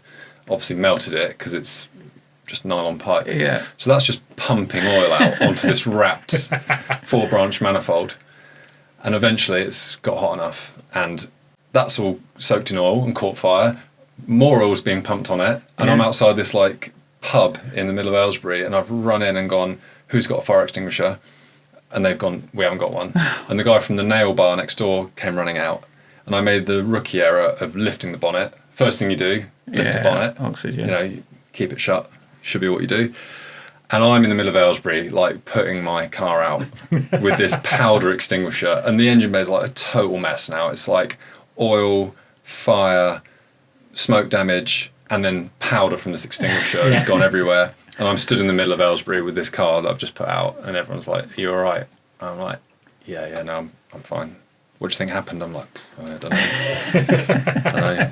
And the fire brigade turn up and tip a whole bucket of water on the engine. And then the RAC turned up and took me home. So that's probably... Did that kill the car? No, I stripped all the stuff off it, removed the oil pressure gauge, believe it or not. Why? Yeah, I know. Just didn't fancy it. I think the big irony here is the gauge actually never worked. Oh. The gauge never worked. I fitted it and it didn't move. Oh, right. So not only have I got no use of it, I've wasted loads of time and the car's caught fire. Yeah. So yeah, I won't be doing that again. So do you have to go through your insurance? No. What was it? Something fire and theft? Yeah, third party. Fire and theft. I would have just been third party. Didn't have the extra 60 quid to go fire and theft in those days. No, it's probably that, or I've probably got some running out of fuel stories somewhere. I used to put like a tenner in, because that's all I had. Yeah. Because when you're earning 200 quid a month doing your part-time job and going to college, it's like 10 quid to get you 100 miles. Yeah. That was the thing. Yeah. So I remember I used to... there's more than once I've coasted into a petrol forecourt. Oh, many times. And put 10 quid in and the light's just gone off. And you're good. And you reset the thing, you're like, I'm good for another 100 miles now. Yeah. I worked at a petrol station and still run out of fuel. Yeah. No, similar, exactly not with petrol, but with oil. In my XR2 I had as a first car, I knew when it needed oil when the tappets got loud. Yes. Yeah. And then you just literally, yeah, let's stick some oil in it. So long as they quieten down, then you're all right. You're good to go again. Yeah. Yeah. You're saying that I used to put £5 worth of petrol in my Beetle and you could hear it splash. Literally, like, yeah, I'm good to go now. Yeah. And then I'll be back the next day probably. I don't know why I didn't just keep... I think there's a running thing that my cars used to break down so often I didn't want to put too much in case I had to get rid of it. You're still there today, mate. I know. Yeah. What's one car you've had that you wish you still had? The Rally, probably. Yeah. That would have been cool to keep. And I sold it for like £2,000 in 2008, which at the time I needed £2,000 and that was a lot of money. Mm. Yeah, it was, yeah. But that would have been nice to have Would you have an oil gauge in it though? I'd probably put 2 in there, just for good measure. And a fire extinguisher. Yeah, it's funny how life moves on. I believe it or not, I managed to find the current owner. Oh, did you really? Yeah. Oh, it's still on the road? It's not on the road. Oh, right. The 106 Rally Register was a forum. It was, I remember It's now no longer. No. But about 3 or 4 years ago, I went on there and was snooping around and I started searching for my old reg and someone, his name's Barry actually, someone said something about that car with their phone number. So I was like, I'll text him. Hi. Just got back. Who's this? I was like, well, I think you own M68 KOH. And he's like, yeah, I do. Here's a picture of it. And I was like, what are the chances I found... Wow. 15 years later, I found the owner of my car. And I basically keep hassling him to sell it to me because he's like been restoring it and doing bits and pieces to it, which is nice to see. And I texted him 2 years ago, no reply. So I texted him this year, and after like a month, sorry Tom, didn't reply. I was like, oh, he's still around, good. Yeah, you'll be the first to know, but I'm not going to sell it at the moment. But hopefully one day, when I've got a space in a garage, like it'd be very, very cool to have like the first car. Yeah, it'd be amazing. He has said that if he ever parts with it, he'll contact me. Which that's brilliant. I think he's an older gent. He sort of insinuates like it's the only thing I've got to keep me occupied. Blah blah blah. So I don't really want to sell it. But that'd be pretty cool to have. It would back. And that is a car. The rest of them can kind of come and go. The Tommy Mackinnon I don't particularly want to sell because that is a car you'd struggle to replace. You can go and buy another one, but it wouldn't be in the same condition. Yeah. It may be better or worse, which might mean it'd be more money or less money. Yeah. But it wouldn't be the car I've got. So I googled my 106 number plate the other day. It's been off the road since 2017.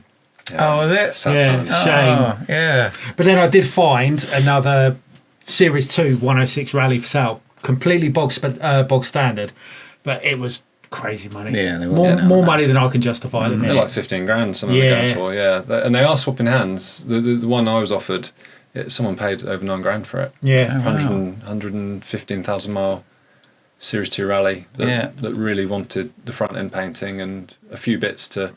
Because that's where you end up with these cars, is you then can't find the bits for them. Because if you need a window winder or a door card or a rear bench seat, so you can get the mechanical bits, more or less. But if you need anything specific to the Rally, where the hell do you find them? Yeah, right. It's like... That's what Lee was saying last week, though, wasn't it, on the podcast? Yeah. It basically, back in the day, you could buy parts for Cavaliers, and he'd buy it for like 99p because nobody wanted them. Yeah. And he said it'd be more on postage and packaging than it was to buy the actual part. Yeah. And then now, you just... Can't get them. Just can't get them. No. Or if you can get them, they want silly money for them. Yeah, it's funny how it all works, isn't it? There'll be someone somewhere with some bits. There'll be someone somewhere with a hoard. I remember, like, I don't know if you ever went to Pug Performance.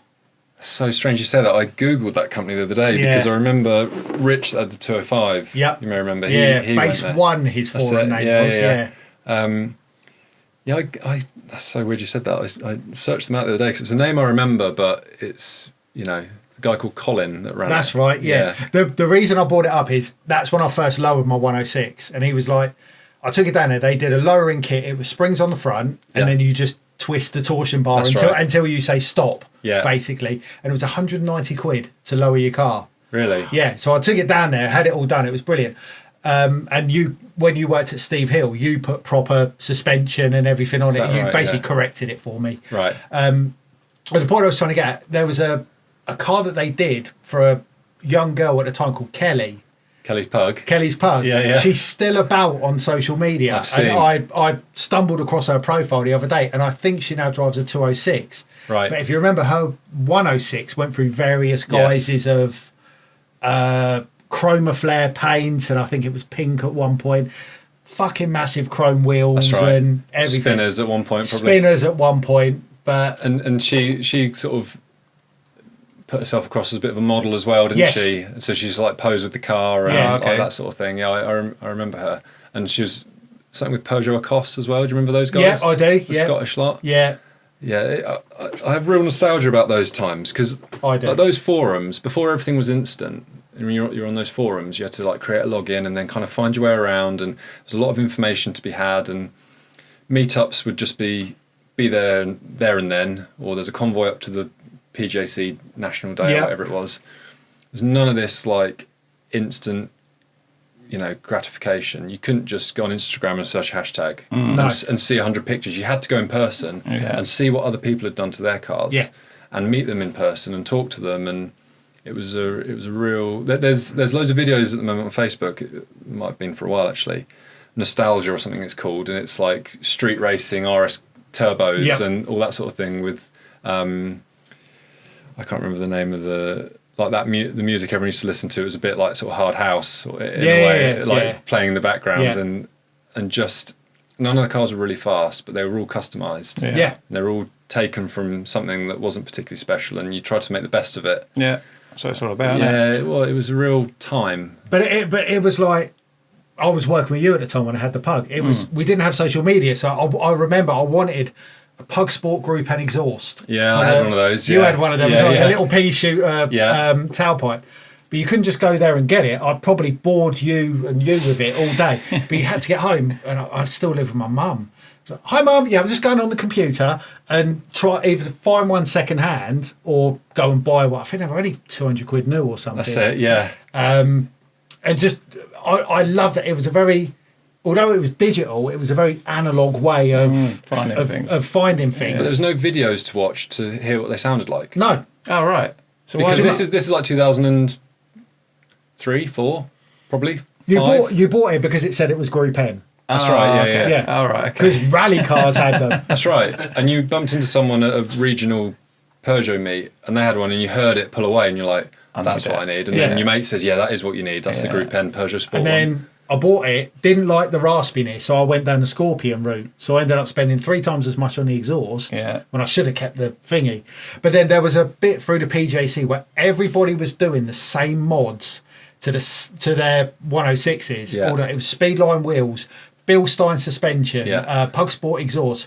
It costs forced induction kits, Super Sprint manifolds, and there was a couple of... He's getting erect. I am. I'm going to finish in a minute. But there were some guys Keep going, I'm excited. There were some guys on that forum who took it to the extreme. I remember there was one guy who was destined to make his car as light as possible without spending anything on mods.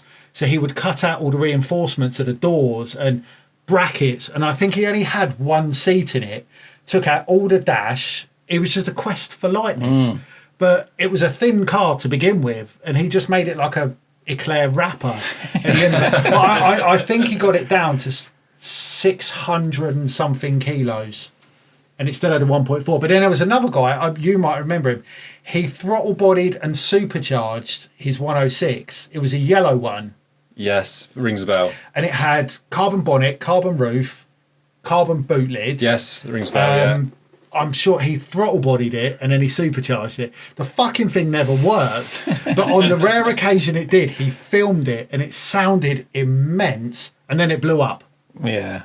And it was just that culture. You didn't have that instant gratification on your phone like you get now. You had to wait all day, or if your brother was using the computer, or your dial-up was a bit shit and he didn't do it. That was the thing, wasn't it? To get your car in a magazine, that was like the pinnacle, wasn't it, really? Yeah. If you got your car in a magazine, you was like the bee's knees. Yeah. That's what people used to aim for. Yeah. Like, it was to get it into a car mag. Max the credit card, get all the bits on it, and like get the kind of notoriety. Yeah. Do you remember Bick? I do, very much. He's part of Urban now, yeah.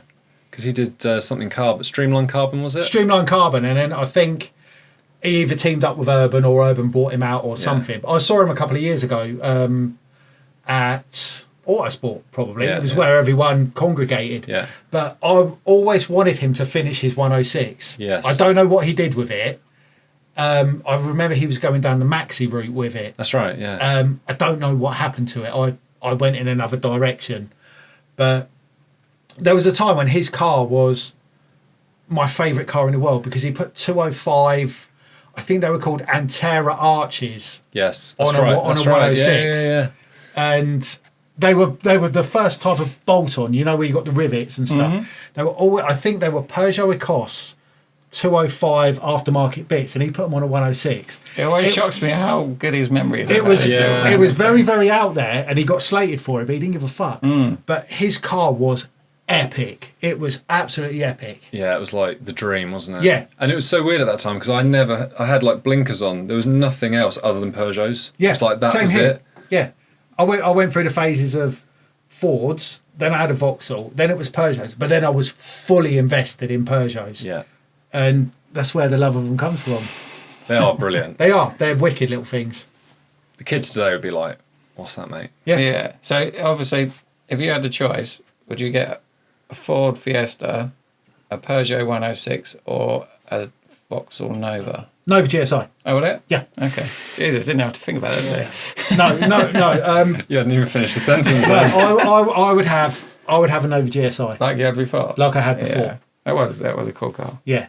I love it. But the infatuation with Peugeots is still there. I have unfinished business with my Nova. Yeah. Because I traded that in for my 106. I could have done so much more to it. I wanted to 16 valve it. There's so much more I wanted to do with it. If I can just give you one piece of advice, don't go and drive a Nova now. No, I don't want to, no. Don't do it, because all of that nostalgia you've got, you'll be like, oh. Really? Yeah. It's like we've got a Renault 5 Turbo in storage at our place for a customer, and you move that if you can get it started. Yeah. And you move that, and like all the pedals are offset and super heavy, and the steering's heavy, and like it doesn't go anywhere, and you're like, this used to be it used to be the pinnacle deal back in the day. I bought a Clio 16 valve in the same blue as Williams. Yeah. You know, about 6-7 years ago. Got really excited over it. I was like, oh, yeah, what, $3,500? Yeah, let's get that. That would be a great idea. And I bought it from Hatfield. And you know the Galleria tunnel? Yeah. I was like, right, great, here we go. Drop it down a gear after picking it up, driving it home. You know, I'm an adult at this point. Like, I don't need a Clio 16 valve. And I floored it, and it just got louder. It didn't go any quicker. It didn't go anywhere. It had like one of those Piper Cross filters. Do you remember the Piper Cross filters that kind of had the hex? Yes, kind of, I do, yeah. Had one of those and exhaust on it, and it just made loads of noise. And there's just like taxis just sailing past, overtaking me, estate cars and SUVs. And I'm like, what have I done? The funny thing is, when I was driving home from work on Friday, I saw an orange Renault 5 Turbo going past. If you go in the back way through Northampton into Kettering, there was a little 40-mile-an-hour dually bit, and there's all us people in our cars just pootling along, and he pulls up at the roundabout. You just hear this burble, and then you floor it, and you just hear this wheel spin, wheel spin, wheel spin, pop bang, dump valve, and it's so much effort. But then he's got to the next set of red traffic lights. But that 300 foot he must have done must have either been incredibly hard work or he had the time of his absolute life. Yeah. But they're just so fucking small. They just look so small. I know, it's incredible. They look fragile these days. Something that kind of ignited a bit of nostalgia with me in recent years was hot summer's day, and I pulled up next to it. It was either an Escort RS Turbo or maybe it was a Sierra or something like that. Pulled up alongside with the windows down, and I could hear the fuel pumps buzzing. Yeah. And I was like, that's cool. Yeah, like, that that's really immediately cool. transported me back to like early noughties when that was a thing. Yeah. And there'd be like outwardly rolled exhaust, Bailey dump valve, that sort of thing. And everyone would go from MK Cruise, they'd go up to Cranfield University and go around the roundabouts. And there'd be an Escort RS Turbo with glowing brake discs like going round, and everyone would just be stood there like soaking it up, and it was a cool time. Bring them back. Really cool time. Yeah. I've you know there's a Max Power reunion show. I've seen it and heard of it, but I've not been. I'm on the fence as to whether to go or not, because I have this fascination in my head of the good times. I don't want to ruin it by going as a mature man, you know, with really? as a grown up. As a grown up, I would love to go, and my immediate reaction is, oh yeah, that'd be really cool. I don't want to ruin what I remember by seeing it as a grown man. Yeah. Do you know what I mean? Yeah, and you could be missing out on something that's really cool. I could be at the same time. I could be. Yeah. I think it's going to look, it's probably alright, but like I said, driving. Yeah. Not so much. I just want to know if Sally takes it pink or brown or. Can I still do that? Is that what you want to do? You just want to see Sally? It's got 52 now. There's a guy he's doing the round on, what's that group? Hazard. You seen that on Facebook? The group Hazard? No. Yeah, you'd like that. So it's kind of guys our age with cars like that. And slightly more modern cars as well. It's called Hazard, and it's become a bit of a movement. There's like quite a lot of momentum behind it.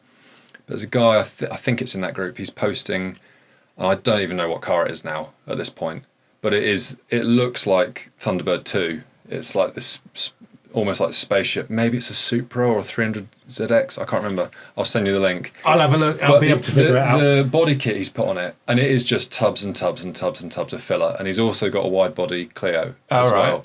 And he's got a YouTube channel where he's like talking through what he's doing. Yeah. I'll have to try and find the link and send it to you. But he is fully going after that era of styling. Yeah. Like enormous wheels, enormous bodywork, totally over the top. And it's kind of nice to see someone still doing it, because that's what he wants to do, even though I don't think it's... Oh, you might have to send us the link, mate, because it just brings up football. You don't want to see the F1 results either. And I don't want to see the F1 results either, so I'm trying my hardest not to go on my phone. Who's your money on? It's going to be Max, innit? Do you think? Unless something happens. I'm a bit out of touch with it, but Lando Norris is having a good season. He's having a good one, but the qualifying lap that Max pulled out yesterday was staggering. And he's on pole, is he? And he's on pole. Oh, okay. So I don't know what's going on. It's bad. There's so much for him right now. I think I've heard it's raining, so it could throw variables into the mix. So I don't know. Who would you like to win?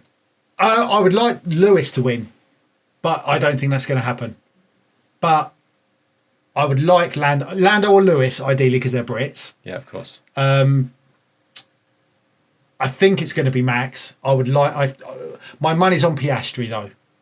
Yeah, I said a lot of names there. I was going to say, that's everyone, isn't it? Coming to name everyone. Yeah. because he's leading the championship, is he? Piastri? Yes, Yeah. he is. I checked it this week because it's not on my radar at all. I don't know why, but I don't like follow it or whatever. No, I don't enjoy watching it, but It's pissing down. Yeah. What, there? F1, yeah. Is it? Yeah. Well, don't tell me any more, mate, please. Mansell's out. red 5. He's centre there. I know that much. Yeah. So, do you have... No, I'll go to that in a minute. The ugliest car ever made. Yes, we haven't Well, asked that in a while. I don't think it's on the Are we list. going to add Dave's new one as well? Oh, we should do, shouldn't we? Yeah, go on. Fiat Multipla. Yeah. Easily, Yeah, we all said that. Yeah, that's just hideous. Yeah, Absolutely hideous. yeah, it's ugly, really ugly.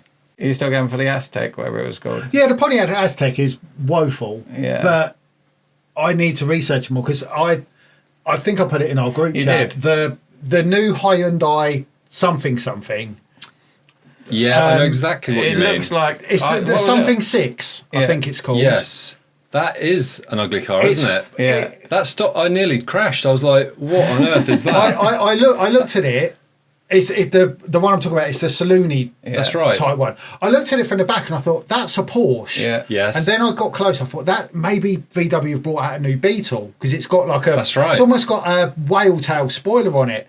And I drove past it and I got confused because there's so many styling cues that don't work. Yeah. And how could you get that My wrong? reply to when he sent it to our group chat, my reply was, it looks like a Porsche had sex with Mercedes because of the way that the back end looks. Yeah, it's almost like a CLA. Yes. Yeah. All the design language is not And they've had a baby. It doesn't gel. agreeing with each other. Yeah. They've had a baby that's like it's got 6 fingers basically. Yeah. But there's there's some ugly looking cars out there. there's more. But the multipler is. They take some beating. Anyway. It takes some beating, but it's almost becoming so retro now that it's becoming cool. Yeah. Because people in Europe are modding them, and quite frankly, modding them well. I'd still like to see this. Yeah, I'll send some pictures. I'll find them later. Yeah, I'd like to see those actually. A lot people went through fact of like, do you remember the Euro style? Low, wide wheels, little 13, 14s. That's right. They look kind of cool Euro'd. And I think there's Big statement. Shit there. I think in like Poland and stuff, people have drifted them as well. Really? So they put like space frames on them and engine in the back, and they've used them as drift cars. Nice. But I'll have that as my task tonight. My rabbit hole, I'll Your always rabbit fall hole. down. Yeah, when you're like, I must go to bed. How did I? Yeah. How did I get here? Why am I looking at multiple? At least my wife won't be concerned I'm looking at porn. I'll just be looking at Fiat multiplers or something. That's the thing now in this day and age is you get answers immediately, don't you? Yeah. And you don't even have to go and find them now because you can just ask ChatGPT. Yeah. Whereas I'm sound like a broken record, but 20 years ago, you had to like really discover things. Yeah. And meet people and have conversations Yeah, and to go find to out if things. Sally still takes it in the pink or the brown. You needed a Max pack. You had to go and buy this. Yeah, exactly. I mean, you had this was like, look how thick it is. Yeah, like, it's getting your money's worth. And mountain bike magazines nowadays, not that I buy them, but I nearly grabbed one the other day because they're now £7 for a magazine, Yeah. and they're like 100 pages. Yeah. And that's it. They're not like half of it used to be the adverts. Because I mean, you go through that. like the wheels and the 3/4 of it lights. are adverts. And that was the joy, wasn't it? Because Yeah. you'd ring these people up and be like, "Oh, those 6x9s that are £39. Have you got any in stock?" Yeah. And then they'd like swipe your card while you're on the phone, and then they hopefully turn up. But that M4 CS I've got has got an ice install actually. Has it? Yeah, I'll tell you about that quickly. It's a 2019 CS, so you get the lightweight door cards and bonnet, different wheels, a couple of other bits. There's only 1,000 of them. But anyway, Is that the one that was on? Had like a diamond cut front to the wheel, and then the inners were polished. that's the GTS. Is that a GTS? Yeah, Oh, okay. that had the cage and the seats and everything. That had that's the water injection as well, didn't yeah, it? that's the daddy. Yeah. The CS is kind of like halfway between that and the comp. Yep, Well, okay. not even halfway, Yeah. but it kind of borrows the door cards from that, and it's got no armrest, and it's really impractical, but it's quite cool. Whoever bought that, which was nearly 90 grand new 6 years ago, then went to Lichfield and had the crank hub fix done so it doesn't spin because Right. there's no Woodruff key on it. Did a stage 3 full of Krapovich, which is nearly 10 grand's worth of exhaust. Alcon big brakes front and rear, that's got to be working towards 7-8 grand. Yeah. Full PPF, another 5 grand. They redid loads of the interior, plastics in leather. I've spoken to the company that did it, and they were like, the leather that we've put in there only comes on like 300k and above cars. That's the quality of the leather we've used. So that bill was, I think, was 5 grand. But it's also got this ICE system. So it uses a stock head unit, but it's got 2 JL amps. It's got a Hertz crossover with a little box in the front, focal speakers, JL sub, and you turn that up and it's like crisp. But they were all the names that you wished you had in your little ice installs 20, 30 years ago. Yeah. JL Audio was, if you had that, you were swinging, you were swinging proud. You had big dick energy back then. But in reality, you had one of the grey carpeted boxes with the Perspex screen and the blue neon in and it. a bit of neon, and it used to shake all the filler out of your car. Yeah, people are still doing it. I looked up the company that did it. audio in-car, I think they're Yes, called. yeah. And it's like they do packages. If you've got BMW, you can go package 1, 2 or 3 and that's the price. Yeah. And they chuck all of their selected components at it and, make it nice. Because actually a lot of these audio systems in cars that have got the brand on them, like Harman Kardon or whatever, they're not actually that good, really. Like that, they're okay. It's better than BMW Professional. But once you get into like proper in-car entertainment, the sound is like so crisp. It's night and day, isn't it? Yeah, it's really, really good. So that's a great car because I drove to the Nürburgring in it in comfort mode with a nice sound system, and someone's put Dynamat in it as well. Oh, a even bit better. of sound deadening. But then when you get to the track, sport mode, off we go. Brilliant. Really good bit of kit that actually. Wicked. Your car had TSW wheels, didn't it? It had TSW pace because Leslie at the time worked for TSW. Yeah. And you remember them, didn't you? I painted them black. And That's right. I remember. I didn't agree with I it at had the time. I had blue metal flake put into the paint, which was the same colour as I the did push indigo record on blue. that, Yeah, everything's all going. I didn't agree with your black wheels at the time, but You I didn't, think but then- they look really smart in it. Yeah, I like to think I started the black wheel revolution. You were one of the first, I must Yeah. admit. I put black wheels on my rally actually, and they were those like, the like multi-fit ones that had 2 lots of drilling in them, and they had a 20mm spacer. Yeah, on a rally. Like, Why would you? I don't know, because they were like £100.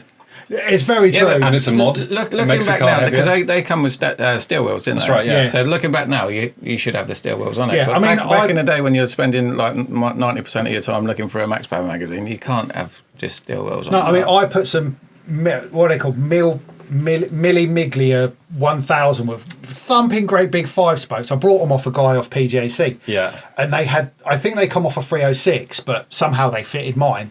But they had, I think the size for a 16 on a 106 was 195/40/16. Yeah. And I think these had 195/50/16s or something. So I put them on. Yeah, I still yeah. had standard suspension. As soon as I went over a bump, and as soon as I turned a corner, it just smoke everywhere where it wore away. And I phoned him up and I was like, I've got an MOT tomorrow. Can I have my old wheels back? And shit, you did when you needed an MOT. Absolutely. Stuff I did to that 106 rally, just like, what were you thinking? Like removing the rear seats. Oh, yeah, Just because. Yeah. So Like- obviously you said you're still in contact with a guy. Has he put anything back in it? Has he took it back to standard? He or? put a cage in it and a bucket seat, and I think he was maybe sprinting it or doing hill climb or something. Oh, okay. But now he's going back the other way, and I think he's put a non-sunroof roof skin in it now. Oh, cool. I think. But yeah, maybe one day that'll come back. That'd be pretty cool. I hope so. Yeah, it'd be that would nice. It's like every penny I had, I used to spend on that car. I remember fitting bonnet pins to it for absolutely no reason. It's got a perfectly serviceable Did you still have mechanism. you still had the same latch? Oh yeah. Yeah. I might have disconnected it and just left the cable in the car. Okay. Yeah. But I remember fitting those with my like rivet gun and then like click and then slipped with the bit of rivet sticking out and scratched the bonnet. So now I'm way worse off than I was to begin with. But I've got these bonnet pins. Yeah. But then I think you flamed me for this. When there was another guy at the PJC, he was friends with Bick. I'm sure his name was Jim or something. And he was selling his 106 and he had Sparco Evo seats and other bits and he was like, does anybody want to swap full leather for it? And I was like, me, I do. So we literally went over there. We stripped everything out of my car, every conceivable bit of interior that he needed for his, and I drove home with no door cards and just 2 Sparco Evo seats. And I think of it now, you dickhead. You had leather and Alcantara and you've put 2, let's be honest, quite uncomfortable seats in your car. But fuck me, how cool was I back then? Yeah, you're thinking this is an improvement. Yeah. Yeah. Not the back pain. I know. It was brilliant. Yeah. It was fun. It was just so much That's what fun. it's all about, though, wasn't it? Yeah. Yeah, it was. It was all about that. Yeah. Another embarrassing story, actually, I just thought of related to my 106 rally was, used to hang around in car parks with each other. Yeah. Because there's Dogging. Yeah, dogging. Yeah. And you'd just be getting to the back seat and putting the interior light on and off. He removed these for weight. And then Barry would show up. And I'm like, fucking not again, Barry. Used to hang out in car parks, didn't you? Because it was free. Yeah. And you could like talk about the way you polished your car or whatever. If it was raining, there's a place in Aylesbury we used to hang out, a few of us. And I went to get in my car at the end of the night, whenever that was, probably midnight, on a weeknight, you know, because that made sense as well, because I had college the next day. And the key wouldn't go in the ignition barrel. Would not go in. And of course, you can't get the key in the ignition barrel. You can't get the steering lock off. Yeah. And going into a multi-story car park and then going down a floor and round, and you know those like concrete guards where everyone hits their wheels on. So I had to ring the AA, and at 5 a.m, they turned up eventually, and we had to put the car on skates and then run this tow rope like from the barrier all the way around the corner down into the depths of the car park and drag this car out. And eventually, after it fell off the go jacks a couple of times and I grabbed the handbrake and whatever, because these guys didn't know what they were doing, clearly, or they'd not dealt with that situation before, eventually got it home. And then, of course, you can't then put it where it's supposed to be. You had to leave it in the street. Yeah. Because there's no steering, so couldn't like manoeuvre it onto where it lived, like on the driveway. But then to fix the problem, I've got to get a die grinder to like grind out the things on the ignition barrel to get the old. So then it's in the middle of the street, and I need power to then go and take this ignition barrel off and then get a new one in. And and you're like, why was I even in a car park till midnight? Like, what was I thinking? And this is the chain of events. And then couldn't go to work the next day, and you know, it's a life lesson, isn't it? Yeah, and just messing around with old cars. Yeah, every day's a school day. Yeah. Right, so going back to the question, we've just asked you what the ugliest car in the world is. What was Dave's question? What's the most beautiful car? No, that was what would you rest home? If you could pick any car now, rest home, what would you have? But if you could pick one car that you haven't seen that's been resto modded, what would you pick? Yeah, I was talking to a customer about this. The P25 has come out, hasn't it? Yeah. Which is basically a kind of competition car in a road car shell. And we were saying, what about doing it to an Evo? I completely agree. I fully expected you to go down the Evo route. Because they are what they are, but they, you know, what if you did put a semi-auto gearbox in it and make it something you could kind of live with and it be faster? Because, you know, a car like that, you're still clutch, changing gear, you know, and nowadays you get in a car with a good dual clutch transmission, it's like ridiculously fast. Yeah.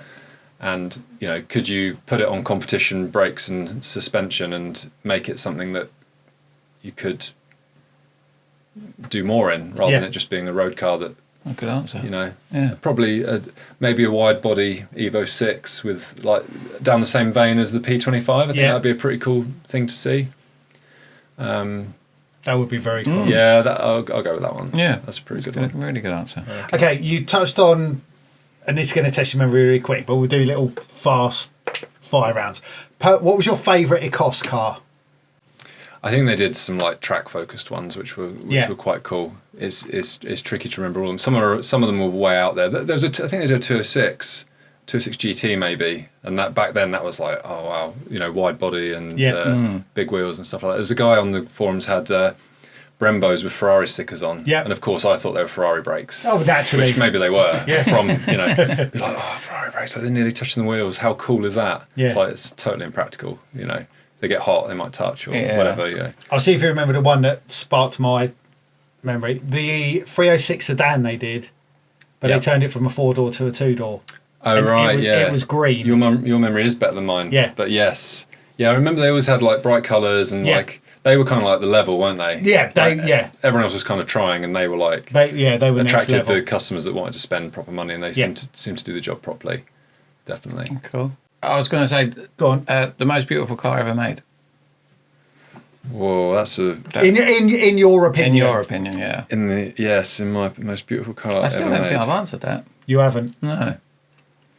I see a '57 Chevy the other day, and I was just like, that's in the running. Beauty's in the eye of the beholder, mate.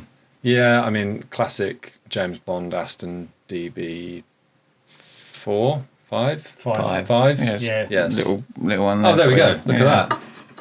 It's like it was made. I know. How about that? But that for me, like that kind of sparks memories of watching Bond films and like just how you were captivated as a kid into thinking, James Bond was driving that. Look what he's done in that with his machine guns and everything like that. Yeah. That's up there definitely. I mean, there's probably more, but that's a good answer. It's a beautiful looking car. There's no wrong answer. No, exactly to it. that. It's your opinion of it. Yeah, it was a toss up between that and the multiplier for me. Very good. And Escort Cosy actually, Escort Cosworth. Yeah. I mean, I when I was at secondary school, I was a couple of us used to go out on Thursday nights into Oxford. One of us would drive, we'd have a couple of beers, drive back, and we were at my mate's house, and his mum's there with her boyfriend, and we're having this barbecue and talking about cars, and it's like, oh yeah, I love the Escort Cosworth, and it's like, oh yeah, Frank designed that, and I'm like, oh, did you? Cool, yeah. Oh, nice. That's really cool. Yeah, Frank Stevenson was sat there. Wow. Fuck off. Yeah. Really? Mate's mum's boyfriend. They're still together, and like I'm still friends with him on Facebook, and. Podcast. Yeah, I would love to know why he didn't make it with 2 spoilers. Yes, well, that I think It's something Ford to do. said no. I think Ford said no. Yeah, but he told me a story at the time because the Mini was fairly new. Yes, because it was 2003 probably that was, and he said, look at the exhaust tip of the Mini Cooper. It looks like a Coke can, because the night before you had to pitch your design to Mini. We were like, it hasn't got an exhaust. We haven't put an exhaust on it. So they stripped a Coke can and had it poking out the rear bumper as a last minute thing. That's what he told me. That's there and then brilliant. I was like, wow, okay, that's cool. And I still had no idea who he was. Still had no idea. And then years later, I saw, like, obviously got to know who he was, Frank Stevenson, and the amount of cars he's designed. Yeah. Even the X5, that's like a car he designed. Yeah. And all the McLarens and. Wow. Yeah, that's. I listened to a seminar at Autosport with him talking about it. I'd like to know the concept of the spoiler, because the spoiler was nothing like that before, was it? No. That big wow tail on the back. I think I saw something. I don't think any car had done something that extreme. Well, there was the 3-door Cosworth, Sierra Cosworth. Yeah, that was halfway up, wasn't it? Yeah, it was halfway up. Yeah. I probably know it, but I've forgotten it. Beautiful car. That car captured my imagination. I think Channel 4 used to show WRC. Yeah, it did. I think. Yeah. And you tune in and watch that, and then Tamiya did a model remote control one, and like just seeing the spoiler and the wheels as well. They were stunning, weren't they? I think it had a different bumper. It had a WRC bumper on it as well, the Escort. But then they took the whale tail off, and then they had the WRC rear spoiler as well. Yeah. I strangely think that looked better. Do you? Yeah. Yeah, the Group A, like with the normal bodywork for me, was like the car. Yeah. The WRC. People used to fit the WRC kit, didn't they? Yes. To like the show cars. 1.4 Escorts and stuff, yeah. Rants. Yeah, that was going to be my one. Oh, okay. Yeah. Have you got any car rants? What ticks you off when you're driving or when you see something on the road? Yeah, I think there should be a tax that's paid by people that have pop and bang crackle maps. Yes. When they have them carried out, the map should be 500 quid, say, and there should be a tax of like 500 quid. And where you live, that should go to the residents near you. Yeah. Because it's Sunday now, right? Yeah. And tonight, if you open your window and sit there late, all you'll be able to hear is like, and it's not even like burbles. It's like, sounds like popcorn going off or something. Yeah. It doesn't even sound good. Yeah. Like, I can get like natural burbles or whatever, say a AMG GTR or whatever. But when people have and they just hang on this like overrun, it's like zzz, bang, bang, bang, bang, bang, bang, bang, bang, bang, bang, and you're like, I guarantee 8-9 o'clock tonight we'll be settling down to watch whatever telly we're going to watch tonight, probably the Formula One. Crack, pop. My wife will go, oh, it's busy out there tonight, isn't it? But when I was young, I would have done anything for that, probably. No, but we would have done it naturally. I think that's the biggest difference. I distinctly remember putting a decat on my 106, and I had a Super Sprint manifold, my Scorpion exhaust, and then I put a decat on it, and it was like amplified thunder. If I lifted the clutch off at the right speed and it overfueled just enough, I could shake windows with it. But it was natural. But it's going to finish again. I am. I'm going to climax again. But with these ones that you'll hear tonight, they'll rev, and then you'll hear the exact same sequence of pops and That's bangs right. Yeah. that you would have heard the time before, because it's a synthetic map into it, isn't it? Yeah. It will all sound exactly the same. It will go like pop, bang, splutter, splutter, crackle, crackle, and then you'll hear that exact same symphony. Well, no, I'm not going to call it a symphony. That's insulting to it. But you'll hear that exact same sequence again. I've never met anyone that's been impressed by that either. And it will come from like a 1.4 something. Yeah. It will come from something shit. Yeah, I mean, I'm cool with anyone doing what they want. That's fine. Whatever your taste or your, cool. But that is just annoying, isn't it? Yeah. It's just like, fuck off, mate. It's like somebody doing a wheel spin out of a car show. Everybody in a car show is like, fucking idiot. You know what I mean? It doesn't impress anyone because they can all do it. Everyone's car in that car show can do it. But the fact that he's done that and probably upset the local authorities, which then puts pressure on the people doing that kind of thing again. Yeah. Well, it comes back to the car show you were saying about the car mate. Really dumb because we, it was at the Aikman Inn, which is between Bicester and Aylesbury, and I went to them and I said, going to bring some people down. Started as 20 cars, then 30, then 50. And at the time, those kind of meetups in the morning weren't really a thing, whereas now they're very much a thing and they're happening everywhere. Yeah. And then it got busier, and the guy Adam that I was organising it with, I started it and he kind of jumped in, and we were then like brainstorming whatever and trying to get a different club to be like the main focus every time. So we had M3 owners, or we had the Noble owners came down at one point. And I bought charity buckets online, and we used to say £5 a car, all to charity. We're getting up at 6 a.m, we're running around organising, It's all to charity, and one summer we raised £4,000, whatever. Wow. Nice. So you're getting up 6 a.m, the venue are good enough to let you do it there. You're raising money for charity. This is all positive, and then you get some Herberts coming and like doing massive drift out onto the main road. The kids are rushing over to film it, and then they come back past at like over 100 miles an hour and do it again, and you're just like, why do I bother? Yeah. What's the point? And I know venues like Cafe and Machine have this problem, and they always will. Yeah. There's always that dick that is like never going to come back, traction off, just leave 11s down the road, and they go, well, you're going to be banned. It's like, so what? I've got another car. I'm never coming back, I'll come with my mate or whatever. And you'll never get rid of that. And it's not even, there's not even a correlation between, it's the Ford Fiesta, like, youngster. You'll get someone that's got a GT3 RS that just do it because he's just that guy and wants a bit of, wants to stir things up or wants a bit of attention or whatever. Yeah. And that's a real shame. And that's why what we do is all off the radar. There's no event notifications. It's all if you get the emails or you're in the Facebook group. Yeah. If you know, you know, basically. Yeah, because it's no nonsense then. Because that car people let themselves down with that. If you go to the bike shed in London, the bike scene, you get a few people doing wheelies and stuff at like some bike meets, whatever. I get that. Super Sausage, I'm sure you get that.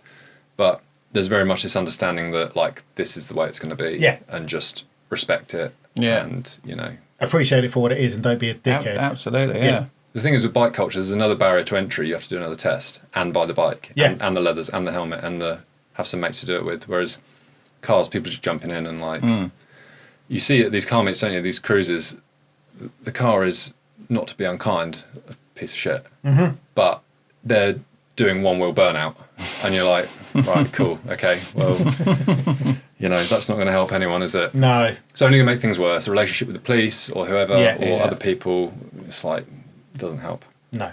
And good rants. Right, we're going to wrap this up because Barry wants to go and watch the F1. I do want to go watch the F1. And for what you've said, I'm going to be quiet. Am I going to arrive again? Don't say nothing. I think so, yeah. Yeah.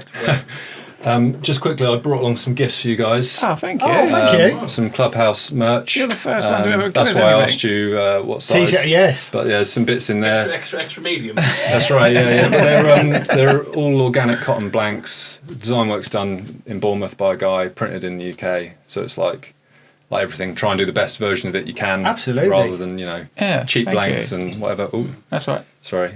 So you did an EDM, mate, so that's all good. I'll just take this with me. Yeah. Smash the place. That's very kind of you, mate. Thank you. You're welcome. Thanks for having me because it's great to come and support what you guys are doing. And I appreciate it. And if you want to put another plug for your business, for the very few people that watch it at present. Yeah, right. Please plug away. ATP Cars. ATP Cars, on Instagram, Yeah. AT Performance Cars. So if any of you got money burning a hole in your pocket, go and see Tom. And get a nice car. Yeah. Or a t-shirt. Or a t-shirt. Or a t-shirt. And I forgot to mention, probably the most important thing, 10% goes to men's mental health charities. Oh, even better. Yeah. So I think that's a massive problem. There's people in the motor trade who are very successful, and you see their page and what they're doing, part-time, semi-pro racing driver, beautiful family, great business, gone. Yeah. And that's a really bad thing. And there's a couple of things going on in MK. I know there's like the man cave and various other bits. So it's like, well, how can you get to buy something and have the benefit, have the use and enjoyment of a good quality garment and give a bit back to. Brilliant. So that's kind of what we're doing. Well done, you. I feel like giving you a salute. Yeah, we'll have a hug afterwards. Yeah, we will. We'll have a man hug. No, that's brilliant. Do you want to do your outro? You're a bit first. Oh, yeah. Like, comment, subscribe. Anything you would like to see us do, say, questions, anything like that, feel free to drop them in the comments. Yeah, it does really help, actually. Yeah. People leaving comments. I've been doing a lot of research lately, and they do say it's the interaction that gets you... Call us what you want. Yeah. Just call us something. We need... what was his name? Chris Smith. Chris Smith. Yeah. Where have you been? Our biggest fans. Yeah, right. Thank you for watching. We got some merch available if anybody's interested, and we will see you on the next video. Thank you very much. Cheers for that, Tom. Absolutely. Really appreciate it, mate.